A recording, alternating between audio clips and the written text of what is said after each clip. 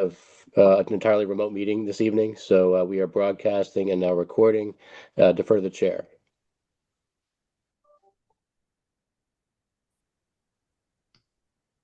Okay. Good evening, ladies and gentlemen, and welcome to the Newburyport Zoning Board of Appeals for a remote-only meeting this evening, Tuesday, January 27th, 2026. It's now 7 p.m., so as Mr. Andy Port, our planning director, mentioned, we are now recording as well as broadcasting. My name is Rob Ciampetti. I have the privilege of serving as chair. I'm going to take a moment and introduce the members of the board, establish a quorum before we will take roll, establish a quorum, and then we'll get into our agenda this evening, beginning with the business meeting. We have one matter on for a request for modification. And then our public hearing matter is 7-9 Lunt Street, which is a two-part hearing. So without further ado, I'll begin by calling the roll. Mr. Stephen Delisle. Here. Mr. Ken Swanton. Here. Mr. Gregory Bennett. Here. Larry Ginta, our member, is absent this evening. Jared Eigerman. Here.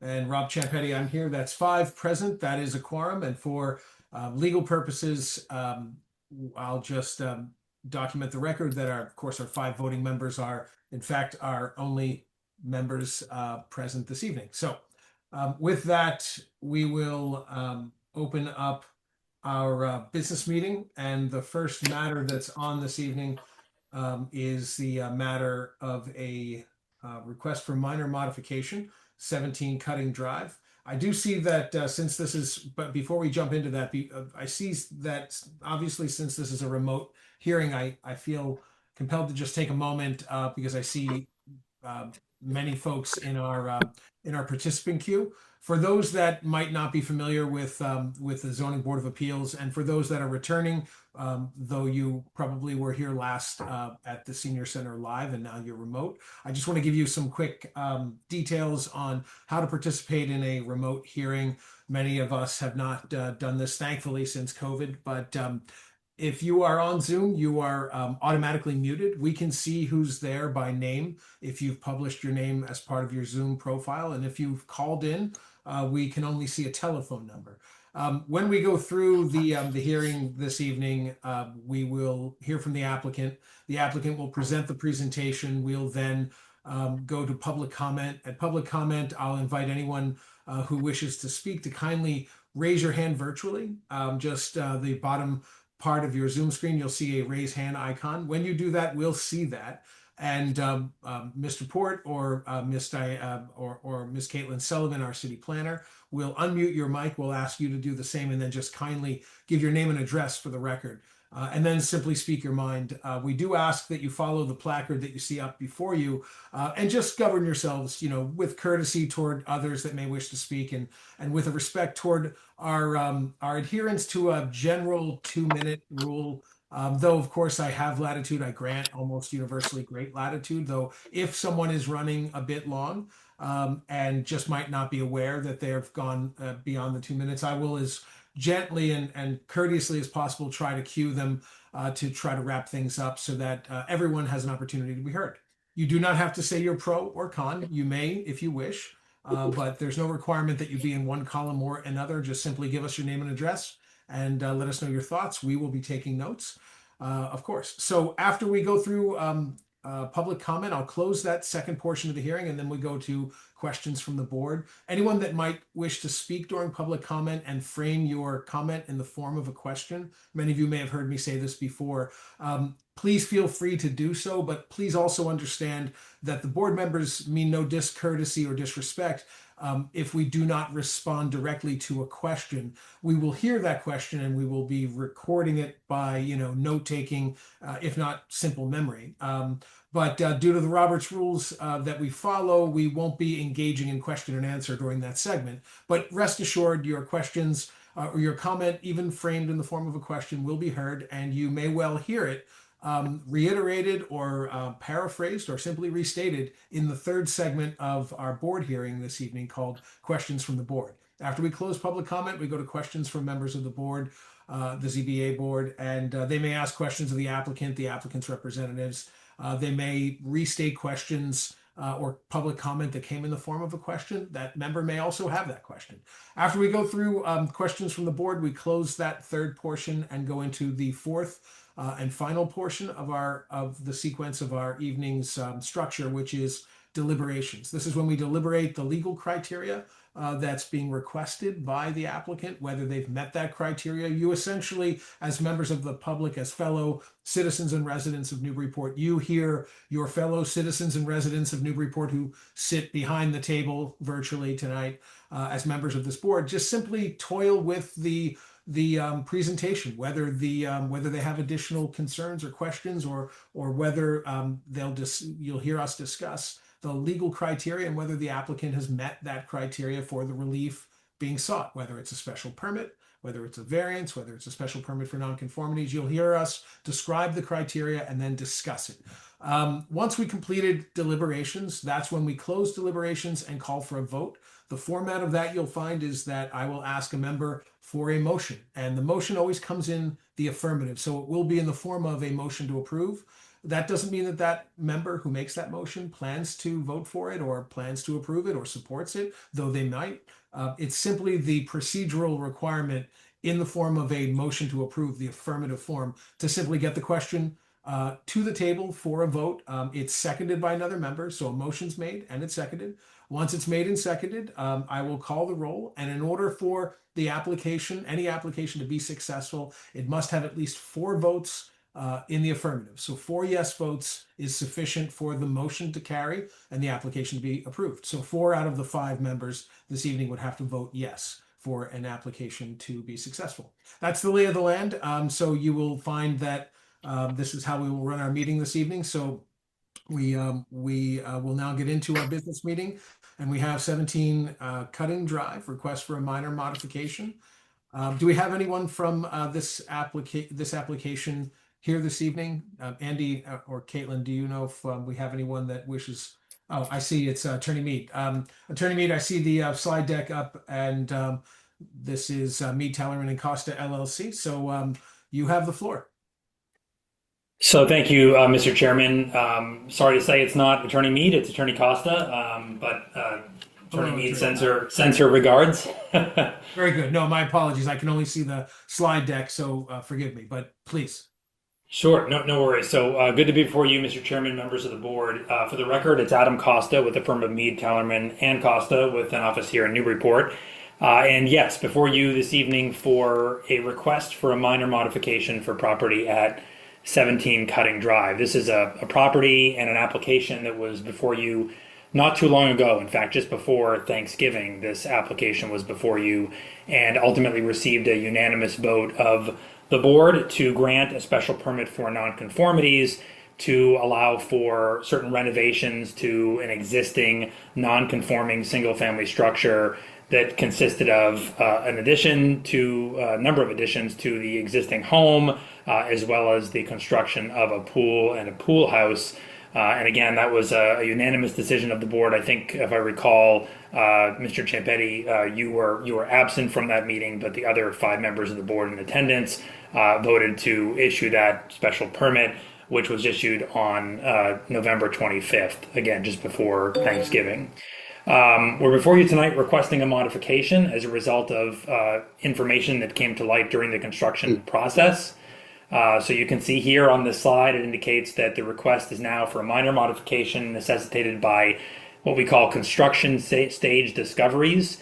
And more specifically, the original design that had been presented to you back before the holidays did not account for the necessary headroom to allow for a functional basement. And that wasn't quite known until the construction process began, and it was determined that the existing framing for the home consists of lumber that is not compliant with current building code standards and was substandard and needs to be replaced. And so what you'll see in the ensuing slides as we proceed is that the minor modification would present a limited increase in the overall height of the structure, but in terms of general aesthetics, in terms of design, in terms of the uses of the additions and alterations to the site, nothing will change from what this board approved back in November. If we could go to the next slide, I'd appreciate it. Thank you. So this is a property in the R2 district. As I mentioned, it's a single family structure. The renovations that were approved back in November were renovations in part to the left side of the home, adding a one-car garage and an addition, but also on the right side of the home, the addition of a sun porch that provided for some balancing of the massing of the home and some symmetry. There was also a pool house that was proposed located to the left of the pool, which is sort of to the rear of the home. Indicated here, the footprint was approximately 16 by 14. The height of the pool house was approximately 13.5 to 14 feet, with a 9.5-foot setback from the rear boundary of the property. And the renovations and additions that were to be constructed to the home were going to be done and will be done in a Cape Cod style that are similar to recent renovation, existing conditions in the neighborhood. Next slide. So you can see here the proposed modification is to remove the existing walls due to the poor condition of the framing, as I referenced before, and replacement of the existing 2x8 lumber with lumber that will be in accordance with current Massachusetts State Building Code standards. There's also a proposal to install a 16-inch truss with 3 4.5-inch plates. And the result of this, as you'll see in the plans that will follow momentarily, is a mean height of 18 feet, 11.5 inches, which I believe is just about 11 to 11.5 inches higher than what the board approved back in November. So you can see here there are 3 columns in the chart: existing conditions, meaning the conditions that existed prior to the application at the late part of last year. The approved ZBA column shows what the ZBA approved by virtue of the decision that issued on November 25th. And then the proposed modification is what is before you tonight. So in terms of the mean height of the structure, existing conditions are 15 feet 8 inches. The ZBA approved a height of 18 feet in accordance with the decision and the plans that accompanied it back in November. And as I said a moment ago, the proposed modification would increase that mean height by 11.5 inches, just about a foot, just under a foot, as indicated in that last column. And then you can see the accompanying ridge adjustments as well. The ridge was increased by about 3.5 to 4 feet between existing conditions and what the board approved back in November, and that would be further increased by virtue of the adjustments through the reconstruction of the wall and the addition of the truss.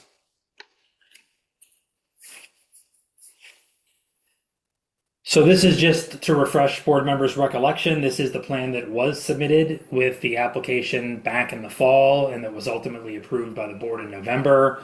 Although it's a bit difficult to see, particularly if where we're on Zoom and you don't have it in full size before you. The existing structure is sort of center. Here we go.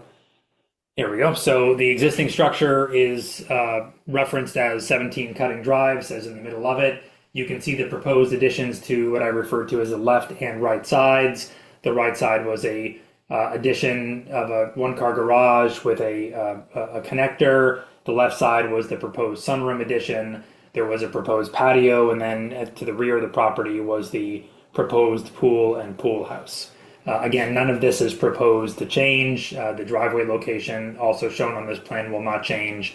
None of the site plan attributes are proposed to be modified as part of what's before you tonight. So again, just for reference, these are the plans that were approved by the board back in November.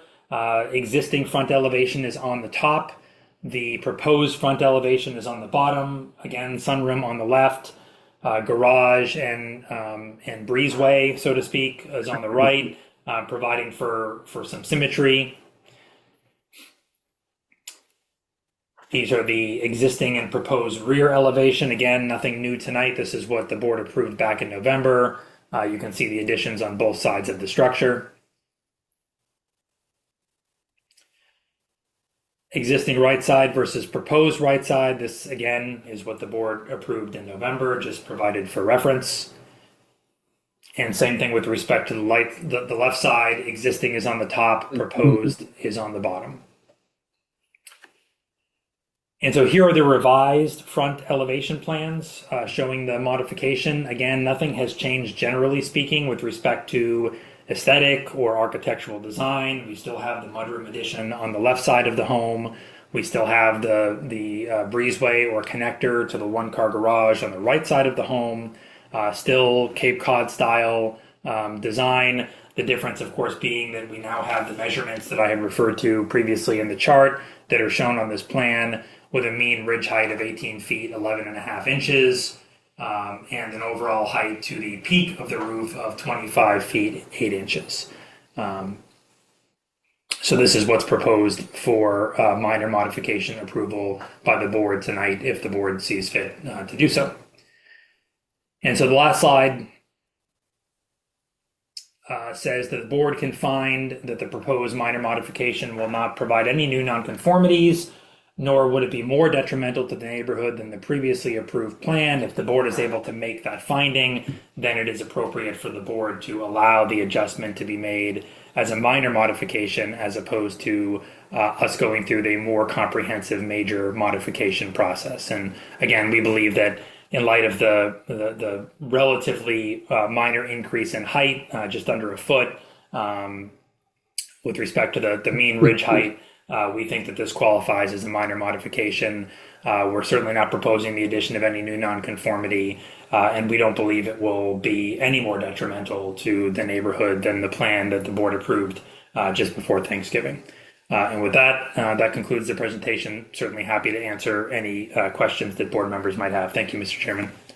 Okay, thank you, Attorney Costa. And just to note for the record, as Attorney Costa pointed out and reminded me, I was not present for this original application. So while I'll chair the minor modification hearing part, I won't be voting, which means that the members that are voting on this minor modification request will be Mr. Eigerman, Mr. Swanton, Mr. Delisle, and Mr. Bennick. So with that, let me go to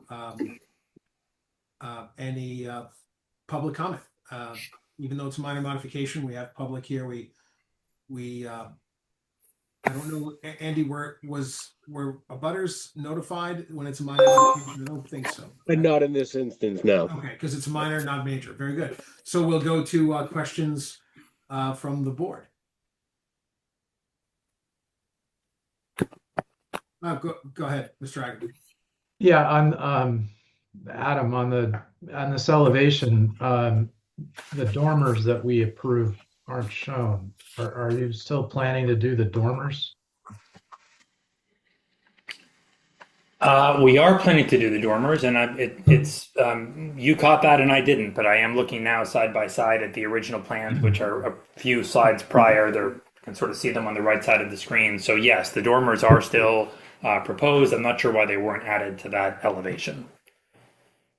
Okay, well, I think we can clarify it in our decision that you should refer back to the other drawing. Otherwise, the building inspector is going to get all confused.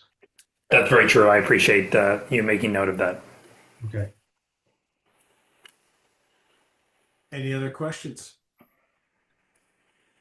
Nothing, Mr. Swanton, Mr. Delisle? Yeah, I think following up on Mr. Eigerman's question, with respect to the materials and the sort of the aesthetics of the building, that's remaining the same too, correct, Mr. Costa? Despite the fact that the plans, the modified plan as shown is much more simple and doesn't really show those details that are shown on the prior plan.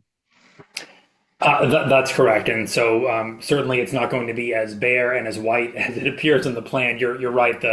The architectural plans, the elevations that had been submitted and approved by the board previously, were more detailed, and so that architectural detail will remain. The real objective of this modified elevation was simply to show the measurements of the mean ridge and the change from what was approved to what is now being proposed. But we will retain the architectural detail that was presented on the plans that the board approved back in November. And it's just the heights that are changing as you described. Correct. Understood. Thanks. Very good. Mr. Bennick? I have no questions, Chair. All right. Any deliberations before, and if not, well, let me ask, any deliberations? Do we have a motion to approve the minor modification? And a second. I will move the request for minor modification be approved as set forth today. I'll second it. All right, very good. Motion's made by Mr. Bennett and seconded by Mr. Swanton. Thank you. Seconded by Mr. Swanton. Calling the roll, Mr. Eigenman. Yes. Mr. Bennett. Yes. Mr. Delisle. Yes. Mr. Swanton. Yes. 4 in the affirmative, the ayes have it, the motion carries, and the minor modification is approved. Thank you, Attorney Costa, and good luck. Yes, thank you to you and thank you to board members. We appreciate it. Very good. Moving now to our only matter that's on public hearing. This is the application of Newburyport Renovation LLC, care of Lisa Mead, Tellerman, and Costa. The application is 7-9 Lund Street. This is a 2-part application. The applicant seeks all necessary permits, permissions, approvals, and permits with respect to a special permit to convert an existing 2-family to a single family, renovate and construct a single-car garage, and provide off-street parking. And the second component is a special permit for nonconformities to renovate an existing structure and convert that single-family home and add a single-car garage in the rear with parking. May we hear from the applicant? You may. Again, for the record, Mr. Chairman, members of the board, Adam Costa with Mead, Tellerman, and Costa with an office here in Newburyport.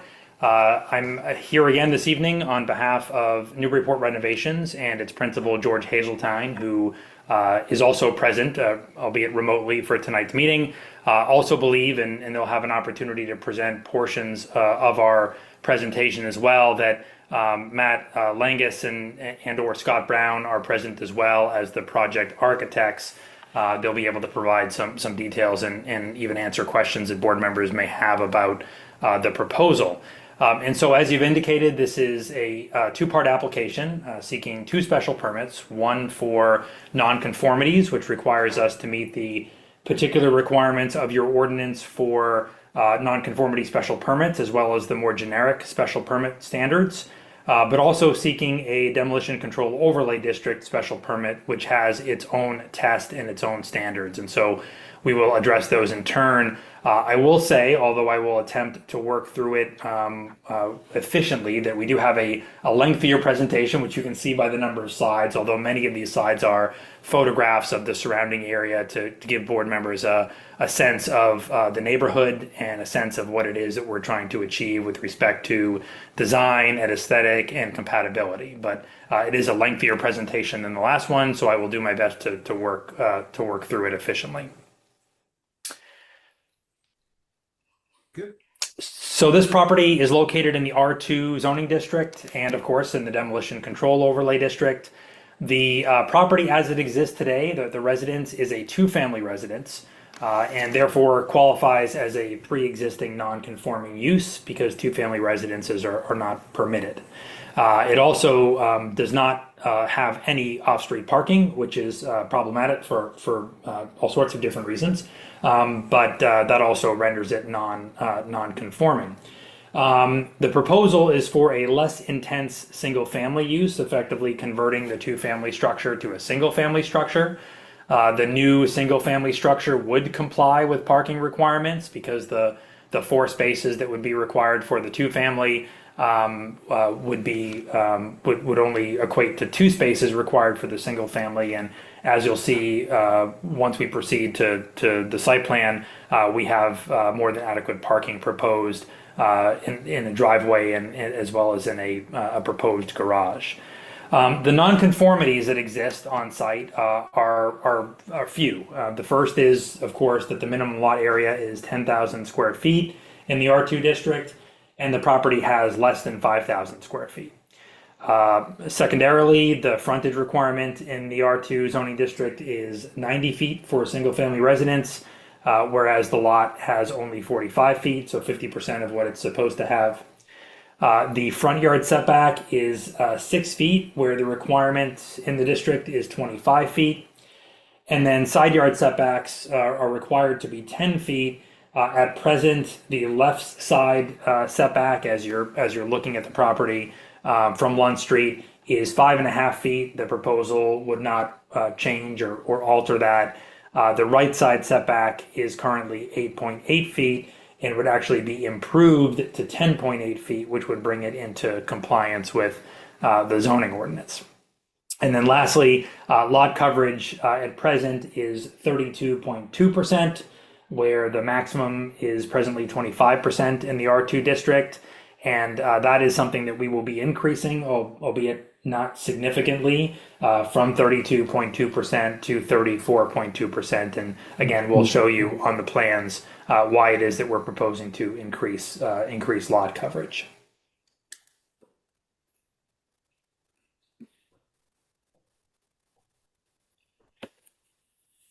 So the demolition calculation in connection with these proposed renovations is 47.4%.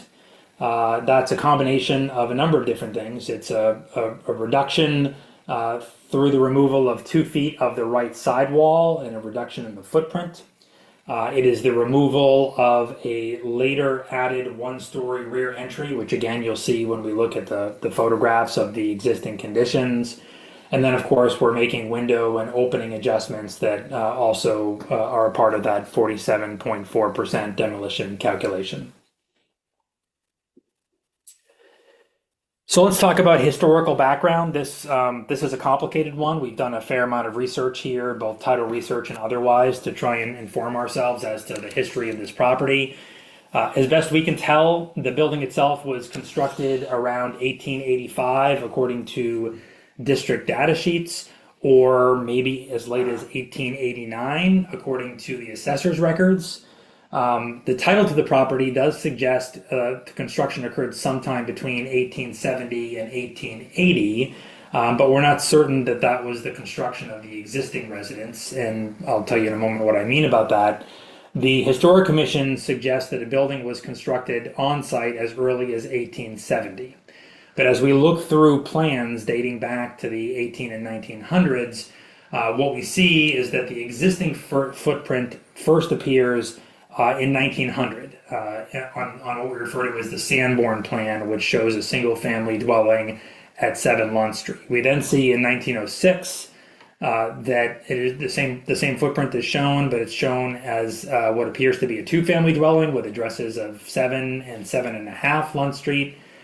And then approximately 18 years later, the 1924 assessor's maps renumber it as 7 to 9 Lund Street, but again show it as a 2-family dwelling.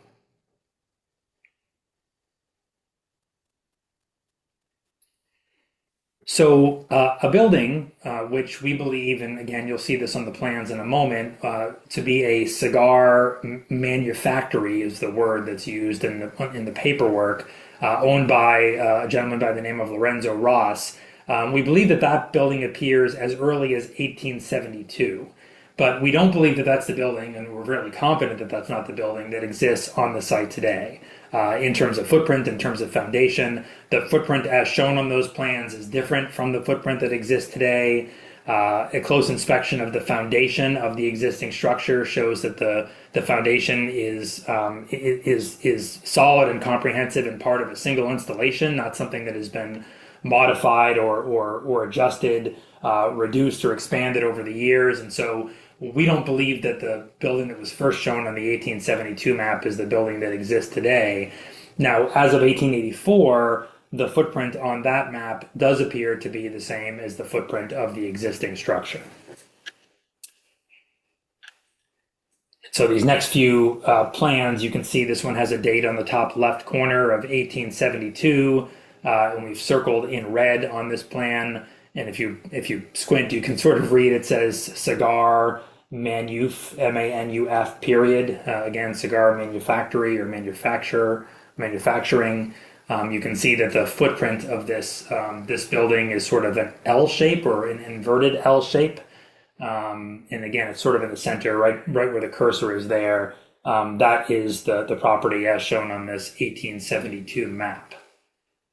Then we jump ahead a few years on the next map. This is a map that dates to 1874, and you sort of have to to tilt your head a bit, because now you can see that Lund Street is running horizontal across your screen as opposed to vertically across the screen. But thank you, Andy, for zooming in on that. You can see right there is the footprint, and that is consistent with the footprint that exists today, in the sense that it's rectangular. The only difference today, as you'll see on later plans, is the addition of that one-story room at the back of the site, which was obviously not existing at that time.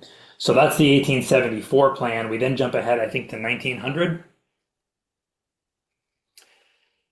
We have these plans from 1900 and maybe 1906. You can see again the building is circled on the upper plan from 1900. You'll see it appears to be a single family marked as 7 and 7.5, and then it was split into 7 and 9 in 1906. You can see the dividing line down the middle. Again, still a rectangular shaped building and foundation or footprint on the site. And then the next plan is just a more 1924 plan. Again, shows the same rectangular footprint shape of the building. And then lastly, we have the excerpt from the assessor's map that shows what exists today. And again, still rectangular, but you'll now see that bump out at the rear. This is the one-story addition that you'll see in the photographs momentarily at the back of the residence. So what we also know in terms of historical background is that there is no Form B on record. We know, as I mentioned before, that a gentleman by the name of Lorenzo Ross owned and ran a cigar manufactory in the early 1870s. We know that this property, according to title records, was conveyed out in 1880, appears based on the documentation to follow an auction of the property. We have an 1896 deed that conveyed the property to a gentleman by the name of Charles Bliss. He died in 1896, but then we see that there was a subsequent conveyance by Ernest Bliss, who was Charles's son. The property ultimately ends up with another individual by the name of Charles A. Bliss, who owned a manufacturing firm. But it doesn't appear that he necessarily resided at the property, because he owned a home elsewhere in Newburyport, where he resided with his wife until 1967. Charles A. Bliss had title to the property for a period of time in the early 1900s. So the next few slides show photographs of the site from different angles and the building specifically. So this is the property looking southeast from Lund Street at the what I'll call the front of the property. This is looking southwest, again, other angle, also at the front of the property. You can see there's no curb cut, no parking on site, as I had mentioned in my introductory remarks. We then have rear views, and so this is where you can see not just the landings or decks at the rear, but you can see the sort of one-story later addition to the property that was not reflected on the footprints, through the 18 and 1900s, but was shown on the current assessor's map. And then the last view is from northeast direction. This is, or looking northeast. This is looking northwest. So just a different angle, again showing the one-story addition to the rear of the home. So what are we proposing to do? Well, we're proposing to rehabilitate the existing exterior of the residence. In doing so, we are attempting to adopt a new architecturally appropriate main entrance to the site, which you'll see when we show the plans. We are attempting to preserve the symmetry of the home, and again, I'm going to expand upon that a bit later. We do have a couple of alternative, but we think far less beneficial to the site, to the neighborhood, to the city, alternatives that maybe even wouldn't require zoning relief, but they won't necessarily preserve the symmetry of the home, which is something that this proposal attempts to do. The proposal is to remove the one-story addition, the later added addition, which is inappropriate for the age and historical character of the home. The proposal is to replace the vinyl siding with clapboards, to replace all existing windows, and to just improve overall the condition of the structure, which is in quite poor condition. And again, I'll give some details as we work through the presentation. As I mentioned before, the non-conforming parking will be eliminated. It requires 4 spaces for the existing 2-family.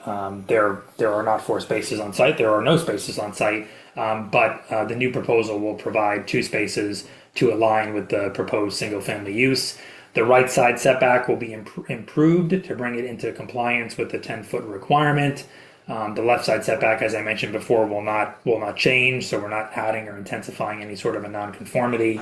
Really, the only nonconformity that we are intensifying, it's not a new nonconformity, would be that slight increase in lot coverage, which when you see the plans, I can explain why it is that that's occurring both on the site plan and the architectural plans.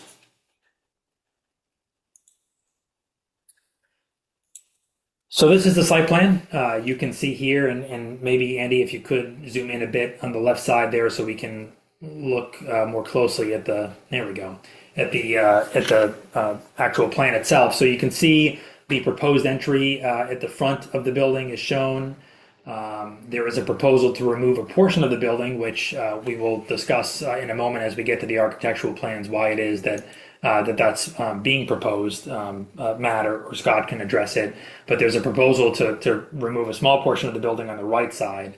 Again, we will remove, it's shown as a dashed line, we'll remove the existing 1-story later added addition at the rear of the site, and then we will add this bituminous concrete driveway with a curb cut on the right side of the site running along the right boundary, and providing access to a proposed garage that will be at the rear of the site. And as we work through the special permit criteria, I will address the specifics of the garage, which I will just tell you now is will be compliant with zoning standards as it relates to accessory structures like garages.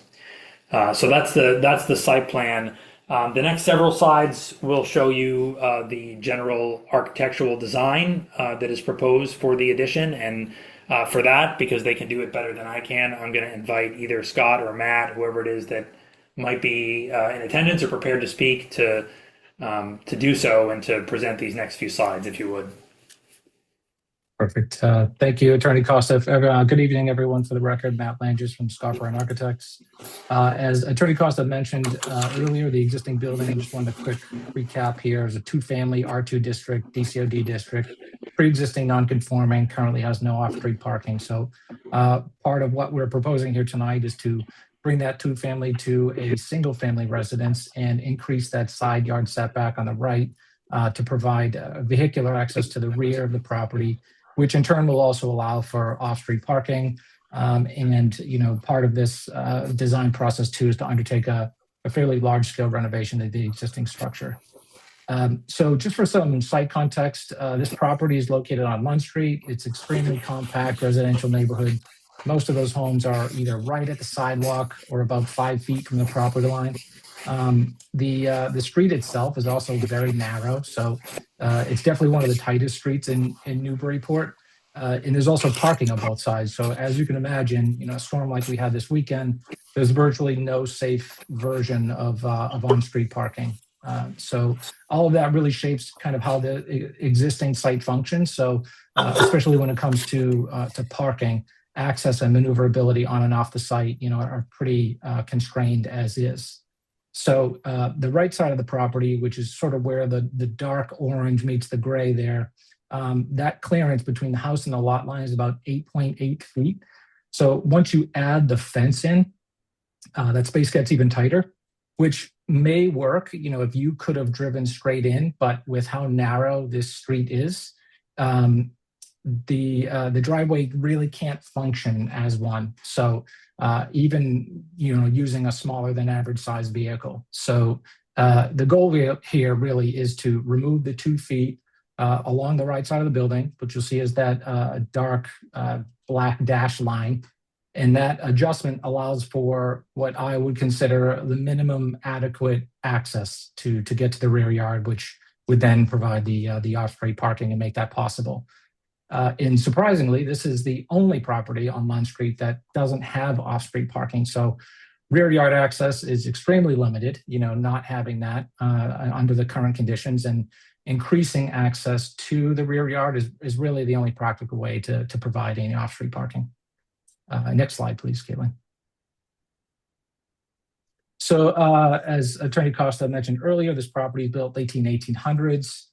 So over time, a lot of that original detailing has been covered or even removed through multiple renovations and alterations. That includes, the vinyl siding covering up what's currently underneath, removal and replacement of windows that have inconsistent sizing, which you'll see a little bit more on the rear elevation, and a non-historic or less than 75 years old, anyways, a one-story addition at the back of the building. So while this is contributory by age, a lot of that visible historic fabric is really no longer present. It's something that we're looking to bring back with these the proposed design. So when you compare this, proposed versus existing, the overall form and roof line are largely the same. The existing house, reads as a split house, so we were very intentional about retaining that character.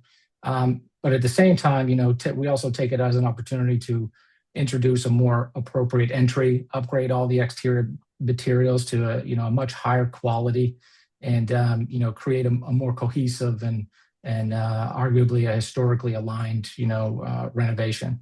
Next slide, please. So this view shows the existing rear story, a better view of the rear story, single story rear addition, which is being removed as part of the renovation. So some of these windows are shifted on this side, but most of the wall area here remains unchanged. We're also adding dormers at the attic level that allows better use of the top floor. Those dormers are set back, the standard 18 inches from the face of the wall below. It's about just over 13 feet actually from the front, and 4'2" from the rear wall. So we did specifically though add these dormers to the east side with the intent of remaining less visible, which I would argue is the west side of the property. Next slide, please. So here you can see a better, better view of those sort of mismatched window sizes, a lot of different varying grille patterns, and we're taking an opportunity to correct that inconsistency. The side decks are also removed as part of this process. The left side here is where the vehicular access would be. So that, as you can imagine, 2 feet is a huge benefit here. So those stairs wouldn't currently work. But overall, the symmetry, massing, scale remains, very, very much in line with the existing building. There is a 2-foot, reduction that's shown on the proposed elevation on the bottom. So part of this shifts that ridge slightly down, but it's a drop in height by 7 inches. Next slide, please. So here, this is the right side of the southwest existing proposed elevation. So the left and right sides really mirror each other. They have similar alignment, similar balance, similar proportions and window locations. In terms of materials, we're proposing clapboard siding, 4-inch exposure, rot-resistant trim, which would likely be acre or Baral. Kind of haven't made up our minds yet, but aluminum-clad windows, 7/8 simulated divided lights, so pretty consistent with a lot of the projects that we work with George on. And the window and door casings would have like a 5/4 trim, with a much more stylistically appropriate backman molding that wraps the perimeter of the casing. Next slide, please. So as I mentioned in the beginning, the reduction of the building really allows for this off-street parking. So where part of this is us proposing an oversized 1-car garage here as well. So from a weekend like we just had, it's a significant benefit to the future homeowner to have some covered parking. But stylistically, this matches the main house. We have a 9-pitch roof here. It uses all the same material palette as the renovation that's proposed for the main building. Quality, scale, massing, all very much, very similar. But overall, it's designed to remain consistent in style, but also subordinate, to the primary structure, and still allowing it to be a critical part functioning, as a big proponent of this site plan. Next slide, please. So here's the DCOD. This is our calculation sheet. Walls removed and existing walls to remain. There's about 10% though of that total wall removal, which is specifically tied to that one-story rear addition. And then the remainder percentage comes from window realignment. Also, the removal of the 2 feet right side of the building. Obviously, that side is, the brunt of the majority of the walls being removed. So, but in closing, honestly, this has been a very challenging design to get right. We try to exhaust all options before proposing, anything to this board or on any board for that matter. So we've looked at this renovation, I would say, a dozen different ways, including a number of buy right options that Adam will sort of walk you through towards the end of the presentation. But in our opinion, none of those options retain any more of the historic character than the renovation that we're proposing tonight. So it's really this 2-foot reduction that allows, in my opinion, for a much more complete restoration and creates a far more usable site than any of the options that the buy right opportunity would for us. So with that, I'm happy to answer any questions or go back in more detail to any of this, but I'll turn it back over to Attorney Costa to continue the presentation. Thank you, Matt. So I'll continue on with some photographs and addressing the ordinance criteria, and then certainly if board members have questions of me or of you, then we would welcome those. So the next several photographs or next several slides are photographs that show the environment, the surrounding properties, roadways. So this is Lund Street looking in a westerly direction. The next one is going to show you Lund Street looking in an easterly direction. So this gives you a sense as to the streetscape and the aesthetic of surrounding properties. We then have a series of photographs of some of those surrounding properties, not just on Lund Street, but also in the neighborhood more generally. So this first one is the property at 17 Lund Street. This is the 15 Lund Street property. This is 8 Lund Street. Property at 11 Lund Street, you'll see that some of these properties have off-street parking available, others do not, but for the most part, there is available off-street parking, sometimes limited, but this is a property at 7 to 9 Hancock Street to give you a sense of similarly designed properties in terms of aesthetic. This is a property at 41 to 43 Purchase Street. This is also on Purchase Street. This is 66 to 68 Purchase Street, 2-family residence. I know I had mentioned earlier that this property is, the subject property at 7 to 9 Lund is pre-existing non-conforming because 2 families aren't allowed. I probably should have clarified myself. 2 families are allowed within the R2 district, I believe, by special permit. Obviously, this property and its use as a 2-family predates that requirement. So in that sense, it's pre-existing non-conforming because it exists without a special permit. But it's not the only 2-family in the neighborhood or even on Lund Street. There are several others. So the next slide, we get into the special permit criteria. And as I had mentioned at the outset of the presentation, our requirements are to meet the general special permit criteria under section 10H7, but also meet the special permit criteria for nonconformities, as well as the DCOD special permit criteria. So we're going to begin with the more generic criteria under section 10H7. I'm going to read through each of them to the extent that they apply. The first says that the use requested needs to be listed in the city's table of use regulations or elsewhere in the zoning ordinance. And of course, the property, as I mentioned before, is in the R2, where single-family use is allowed by right. Same with respect to the DCOD. So this is an available use. The second criterion is that the requested use be essential and or desirable to the public convenience or welfare. This applies quite well when the use is a special permit use. This is a by right use. So by virtue of it being by right, the council, in adopting the table, in approving the zoning ordinance, has already determined that it's a desirable use. And of course, it is consistent with the neighborhood in the sense that while there's a mix of single and two families, there are certainly plenty of single family residences in the immediate vicinity. I would say outnumbering the two families that exist in the immediate vicinity of the subject property. Next slide. So the third criterion is that the requested use won't create undue traffic congestion or unduly impair pedestrian safety. To the contrary, our proposal, and the reason that we did as much as we did, and I say we, but it's really Matt more than it is me.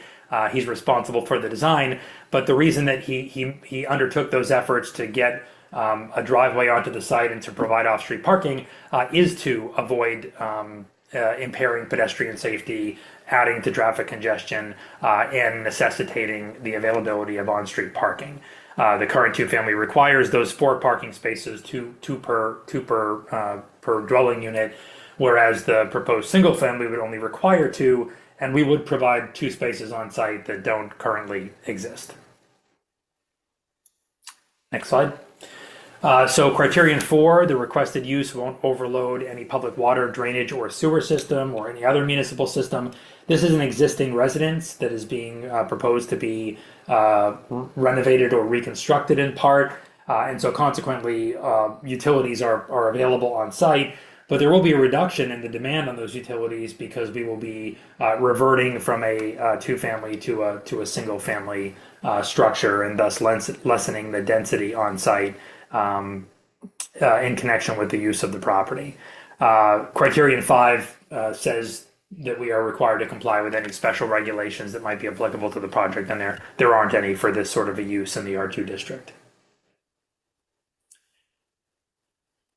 And then the last 2 criteria, criterion 6, the requested use will not impair the integrity or character of the district or adjoining districts, nor be detrimental to the health or welfare of the public. Again, we believe that we know that this use is consistent with the other uses that exist up and down Lund Street, in the surrounding neighborhood, and in the R2 district generally, which is comprised largely of single and two-family residential structures. I suspect, I'm hopeful, though I don't know, that you will have neighborhood participation tonight. We submitted letters from 8 different residents in the surrounding neighborhood, including up and down Lund Street, in support of the proposal. We hope that you'll hear some of that support today, but I think that speaks to the appropriateness of the proposed use and even the reversion from two-family to single-family use in conjunction with providing on-site parking. And then lastly, the requested use won't cause an excess of that use that could be detrimental to the character of the neighborhood. This doesn't always apply in residential districts, because I don't know that you can have an excess of residential use in a residential district, but certainly this is a district that is comprised largely of single family and occasional two-family residences, and that's what is being proposed here. So those are the general criteria for special permits. The next slide addresses the DCOD criteria. We're going to get to the nonconformity special permit in a moment. So your ordinance, section 28E, says requires the board to make written findings based upon substantial evidence in the record that the historic building or structure retains no substantial remaining market value or reasonable use, taking into account the cost of rehabilitation to meet the requirements of the Massachusetts State Building Code as applicable to historic structures or other applicable laws, and then goes on to say that cost necessitated by any new construction, alteration, or demolition constructed in violation of this section shall not be included in the calculation of rehabilitation costs. That last sentence doesn't necessarily apply in these circumstances. So you can see what we've said here is that removal of the later added one-story addition at the rear of the property, we contend that that retains no substantial value. That accounts for approximately 8.2% of the total proposed 47.4% demolition. So that drops the number to under 40% if that 8.2% did not factor in. With respect to the structure itself, not including that one-story rear addition, at one point, as I mentioned before, the lot included a structure that was referred to as a cigar manufactory, but we don't believe that that's the same building that we're dealing with here in light of the footprint that was shown on the plan that had that notation.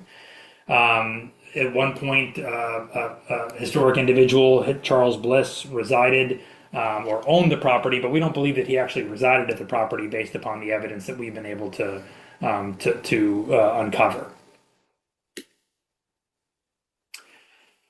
The changes to the structure, and it says while they may seem mathematically significant, because we recognize that the percentage is nearing 50% and is in excess of 25%, they won't have an impact on the structure in the context of the neighborhood. I think you can see the effort that was been put in by Scott and Matt to try and design or redesign this structure in a manner that is consistent with the historic character of Lund Street and of the neighborhood generally. The structure is going to remain, and a very slight change is expected to go unnoticed in terms of the adjustment to the right side of the structure to achieve appropriate symmetry.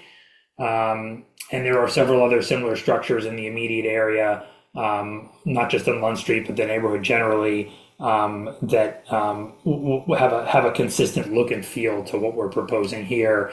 And the streetscape isn't going to change or be meaningfully impacted by the proposal. To the contrary, some of the overcrowding that exists on the site now and the tightness in the street will be relieved by virtue of lessening slightly the width of the property and providing for a driveway and some off-street parking at the rear of the property. I'm going to take this opportunity before I move on from the DCOD criteria to say this, because I suspect it'll be a question if I don't raise it now, and certainly happy to discuss it further with board members. We had anticipated providing to the board subsequent to our submittal of our application, but prior to or even at tonight's public hearing on the application, information, documentation, even calculations by a qualified engineer with respect to rehabilitation costs, value of the property, and how those things relate. Unfortunately, due to circumstances beyond our control, we don't have those ready for you. And so certainly happy to discuss that to the extent that the board has concerns. To the extent it doesn't, then we won't. But if the board has concerns and does believe that additional information is necessary, we discussed that earlier today. The project team, we recognize that our fault for not having that information ready for you tonight. And if the consequences that we need to continue the public hearing to allow for consideration of that information, we can appreciate that that may be a request of the board, and we will be prepared to address that and to provide the additional information that might be necessary. So that's the DCOD criteria. We then move on to special permit for nonconformity criteria. And so again, section 9B2A requires that the applicant request a special permit for nonconformities where there's an increase in lot coverage. The lot coverage is currently nonconforming. It'll continue to be nonconforming and will be intensified somewhat, though not substantially. The two-part test under the city's zoning ordinance is that, number one, there can't be the addition of a new nonconformity, which you can see at the bottom of the slide. It says there is no new nonconformity. But secondarily, and consistent with Chapter 48, Section 6, the proposed change can't be substantially more detrimental to the neighborhood than the pre-existing non-conforming structure. And on the next slide, you'll see that we say, well, we don't believe that the change is substantially more detrimental to the neighborhood. We are eliminating one nonconformity with respect to side yard setback on the right side and bringing that into compliance. And we're reducing another. It's only lot coverage that is being intensified. The building footprint is getting smaller, and the actual living space of the building is being reduced from 3,715 square feet to 3,450 square feet. it is the addition of the garage that brings us over the lot coverage requirement. Next slide. So speaking of the garage, given that there is now the addition of a driveway, the applicant is seeking permission to construct a one-car garage at the rear of the property. The proposed dimensions of that garage are 18 by 18. That garage will meet the setback requirements for accessory structures in the R2 district. The garage will not be visible from Lunt Street because, as you can appreciate, the width, even with the slight reduction, the width of the building as compared to the limited frontage available means that much of the rear yard of the property is not visible from Lunt Street, paired with the proximity of adjacent residences in a district that is fairly densely settled. So the garage won't be visible. And it's not near or close to any adjacent buildings that might be located in nearby or adjacent backyards or side yards. The rear abutter is the city's rail trail. And again, the overall increase in lot coverage is only 1.9%, which is not a substantial number, and virtually all of it is occurring, or most of it is occurring at the rear of the property, where it is less noticeable than it might be if it were along the property's frontage or in a more visible location. So we wanted to address, sort of in concluding the presentation, by right alternatives. And because we do have some by right alternatives, we're happy to discuss those with the board if the board believes that there is, board members believe that there is a preference for by right.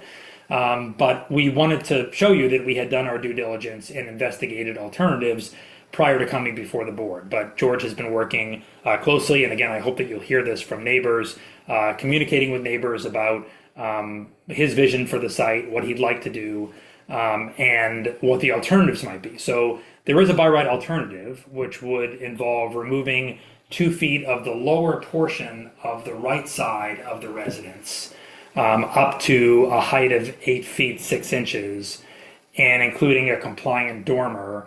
And this would not require any relief. It wouldn't require relief under, by virtue of being in the Demolition Control Overlay District, the DCOD.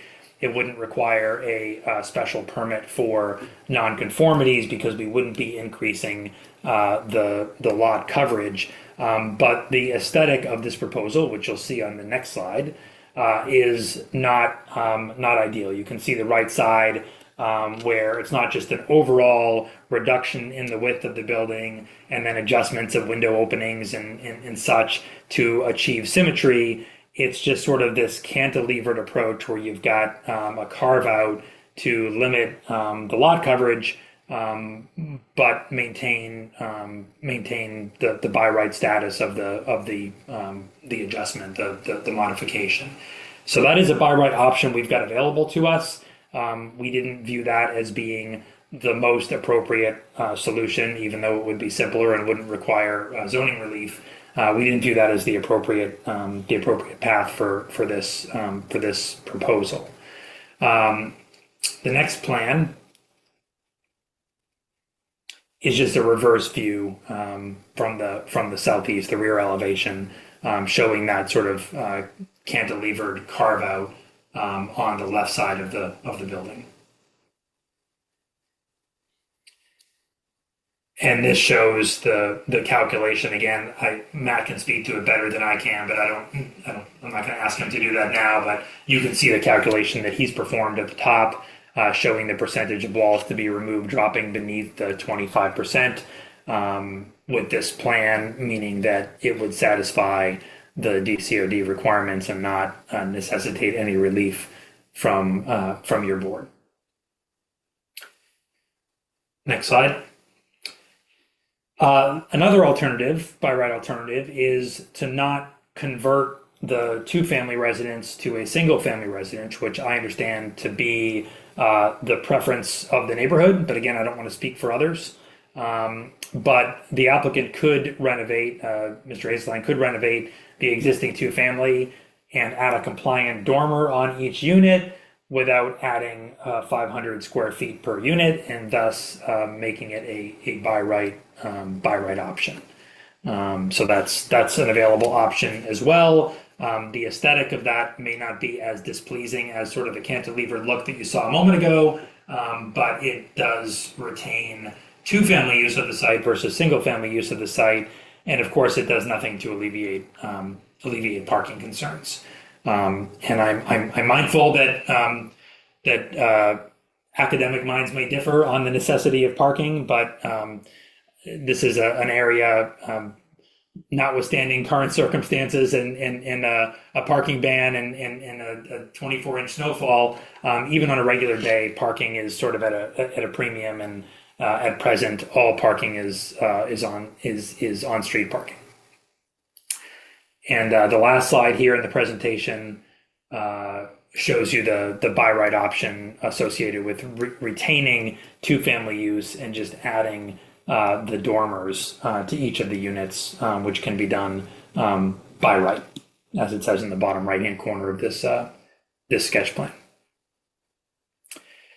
So with that, that's the presentation. Again, I had mentioned it was lengthy, so I thank you for bearing with me with the entirety of that.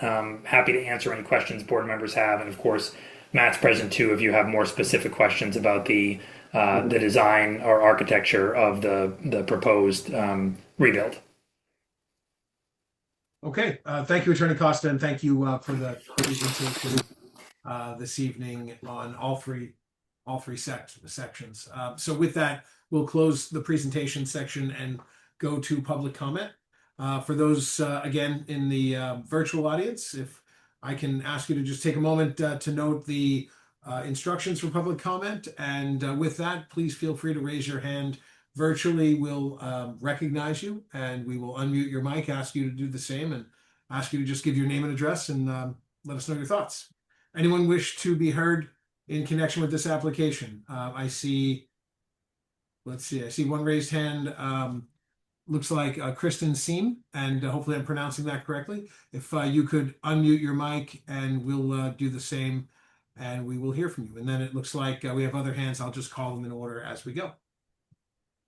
Hi, this is Kristen Sames Arcadis. I'm at 6 Lunt Street, and where my husband and I are totally in support of the plan.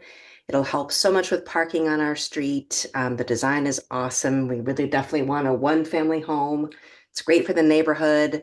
We're absolutely excited about this and supportive of it. And we're right across the street, so it'll definitely affect us, and we're ready. We're ready for it. It'll be great. Yes.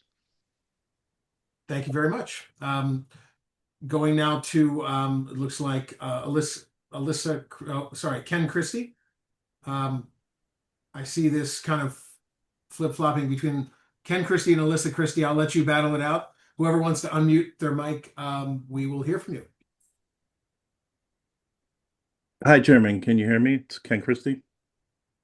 Hey, Ken. Yes, we can hear you.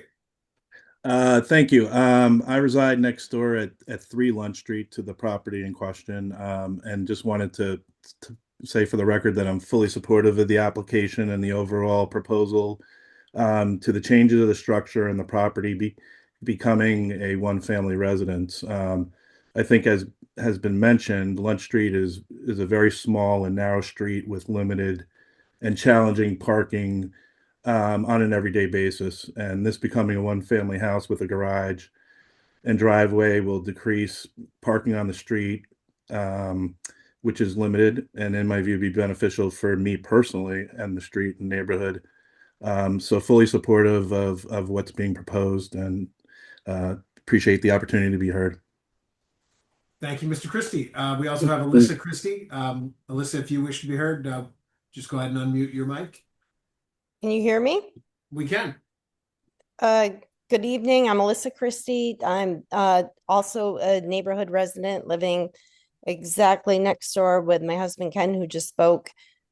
We feel this project is really important for reducing the density compared to what exists currently, especially right now with the 2 feet of snow, as the architects and attorneys noted.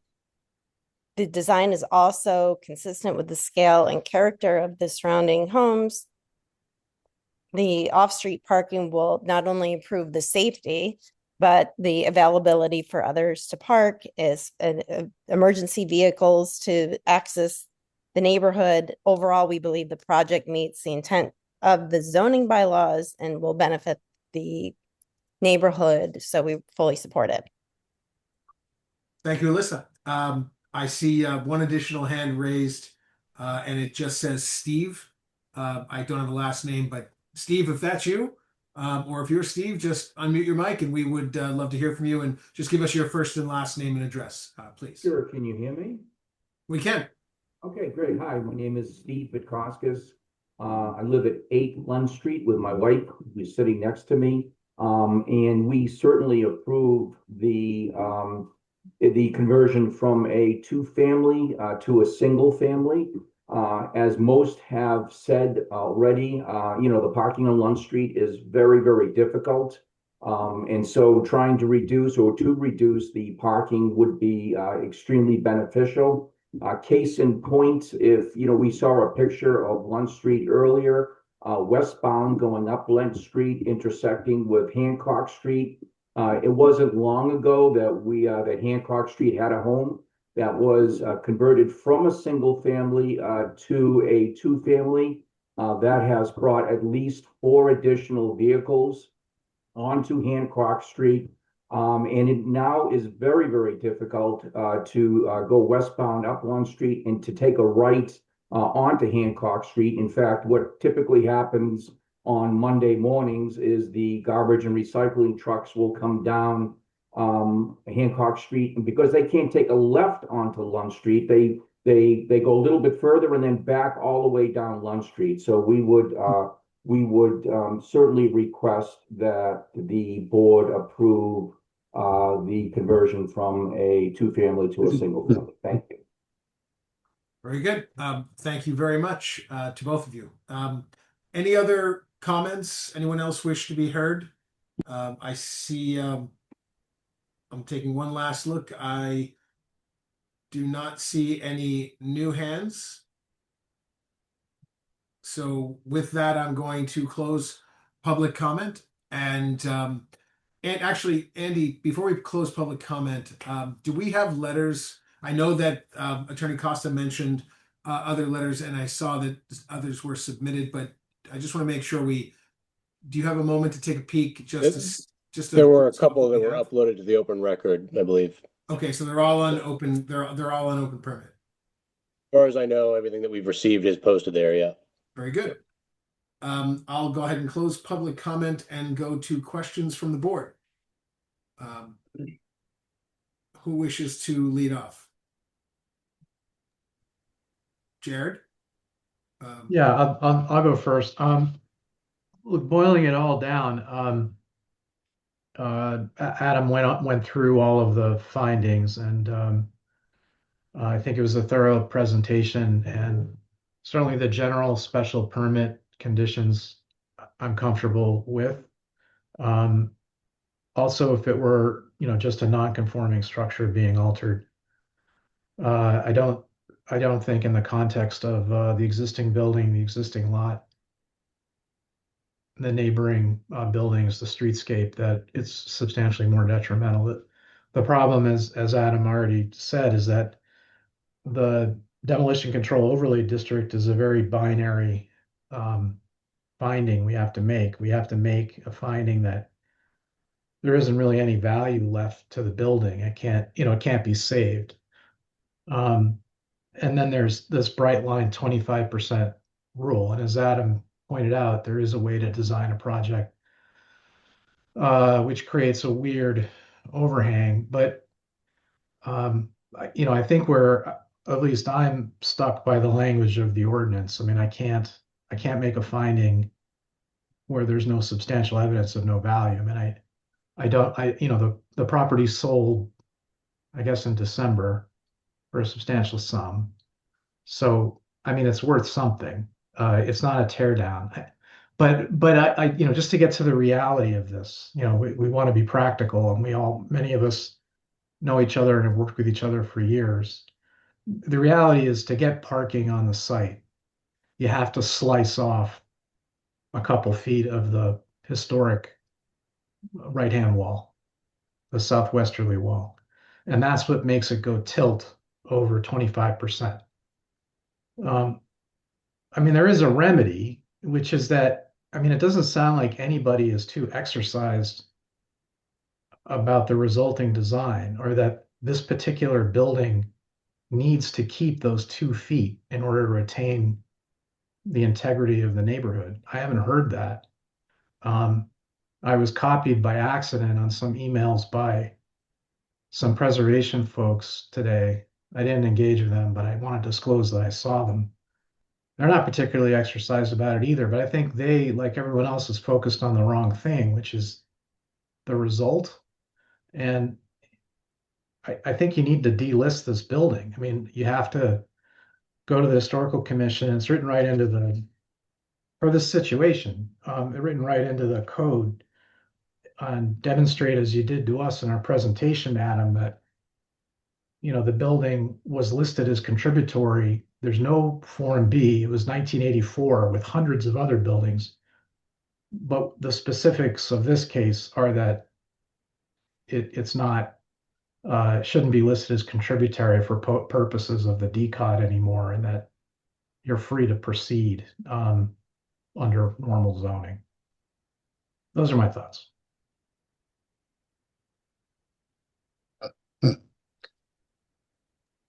Okay. Thank you, Jared. Other comments or other comments, questions? Yeah, I have a question. Can you hear me? Sure, we can. Yeah. Jared brought up the historical nature of this law we're looking at here. And, as part of this had to first go to the Historic Commission. And we received a report from the Historic Commission. Looking at the people online here, I don't see anybody from the Historic Commission, but they did send us a written report. And I just have a question for the applicant, which is, the commission concluded by saying, the commission determined that alterations involving the substantial demolition, relocation of the entrance, and dormer construction would result in a perceptible change to the historic fabric of the streetscape. And I mean, basically, they're saying this is a change, and because of the changing the dormer and these other things. I guess. Well, before I ask that question, this picture at the top, this building doesn't have dormers on it today. I don't understand that picture at the top that's shown right here. There's no dormers on the building today. Why does it say the existing northwest elevation shows dormers? There are no dormers, are there? So Ken, sorry if I may jump in, Matt Landis, Scupper Architects. This is on my end, the danger of doing things in the 11th hour.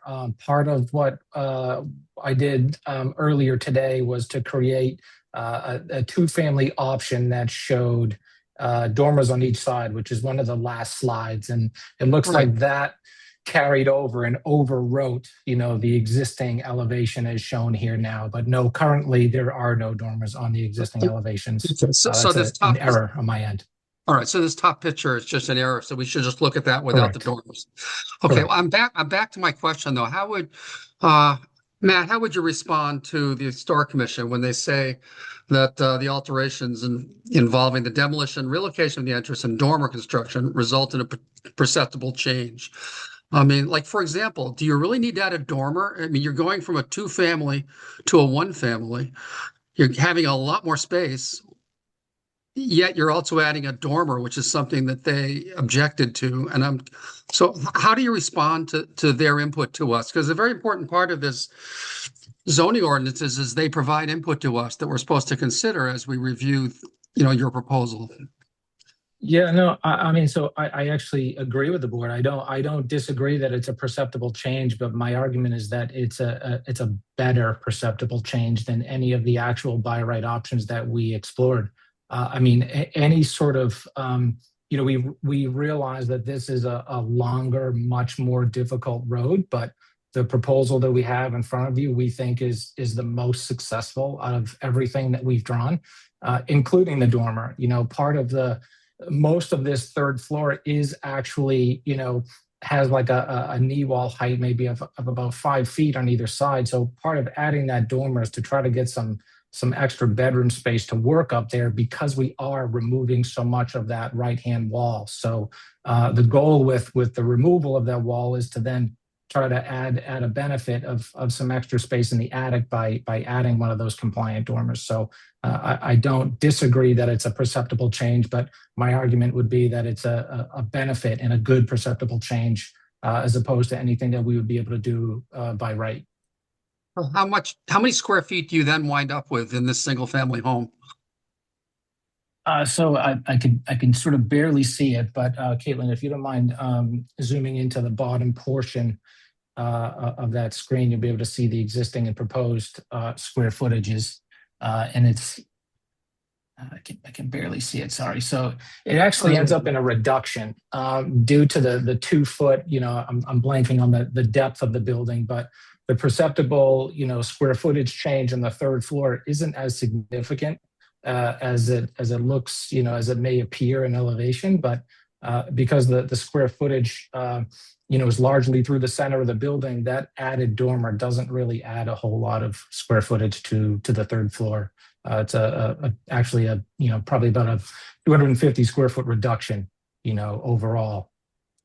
I get it. Another question is, with such a substantial rehabilitation, you're being asked to, redo the sidewalk in front of the building. Are you thinking about using concrete or brick? I haven't discussed that. I'm not sure if George is on the call, but happy to discuss that with George and get an answer with you, answer back to you. But it's not something that we discussed. Mr. Swan, can you repeat the question, please? Yeah, the question is, with such a substantial rehab, you have to redo a sidewalk, generally speaking, and you have 2 choices usually in a historic district like this, which is concrete or brick. And I was wondering what your plans were. Yeah, no, thank you for the question. As with all my projects I've done in the city, I always used Boston City pavers, and there's an example of it, right up the street at 16 Hancock Street. And I can certainly give a number of examples, but we always do brick. Okay, thank you. I had one other question, which it was not so much on the historic DCOD bylaw, but on the other one, the other special permit you're looking for, which has to do with your overall your coverage. My map showed 2 sheds back there, but your site plan only shows 1 shed back there. Yet you're adding a large garage. Obviously, if you didn't have any sheds, you added a big garage, you wouldn't be adding as much to the coverage. Yeah, I can answer that. Yep. Yeah, go ahead. I believe that the site plan might pick up some of the lot area that's actually the city's area, which is part of the rail trail. So even though a shed is shown there, it's really not calculated as part of our property. Okay, so that shed that's up in the top corner of the drawing we're looking at right now, that's not your property? Yes, you can see the lot line just north of the garage. The garage is actually parallel to the lot line, I believe. Oh, okay, I get it. And many of the neighbors experience the same situation with the rail trail. Okay, so that large, Caitlin, could you just blow up that top area up there for a second? So the jungle gym and stuff, that's not on the property of this lot, that's on the rail trail property? Correct. Okay. But most people have, their fences along the rail trail, and most neighbors enjoy the use of that kind of no man's land. Yeah, no, I went by there today. I often walk around the south end. I've never seen so few cars parked in the south end of Newburyport as I did today. But anyway, I have no other questions. I think my colleague, Mr. Argerman, brought up an interesting question that I think we need to pursue more, but I'll let other colleagues ask their questions first. Good. Let's see, Mr. Delat. Yeah, can I just follow up on Mr. Swanton's question?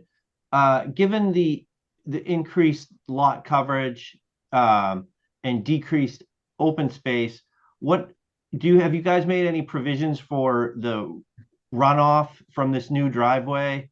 Because the neighbors are all very happy and supportive of this project as we sit here, but that could change with some, with the runoff going the wrong way. So I wondered what that was going to be like. Yeah, I can answer that question, Mr. Delisle. Thank you for that. So as with all of the properties that I do, we will capture all the water from the roof, and we'll charge that into underground storage, and the driveway will be pitched in such a way that it'll be captured into that underground storage. So there should be it should be a much improved situation as it is today. In fact, even going back probably a month ago when we had some rain, snow melt on the roof, you could see that the water was creeping into the neighbors' yards, and that certainly won't be an issue after I'm done with the property. Great, that sounds really good. I don't have any further questions. The other questions that I had have been asked by my colleagues, so that was it for me. Thank you. Very good, Mr. Bennick. I think I don't think we've heard from you yet.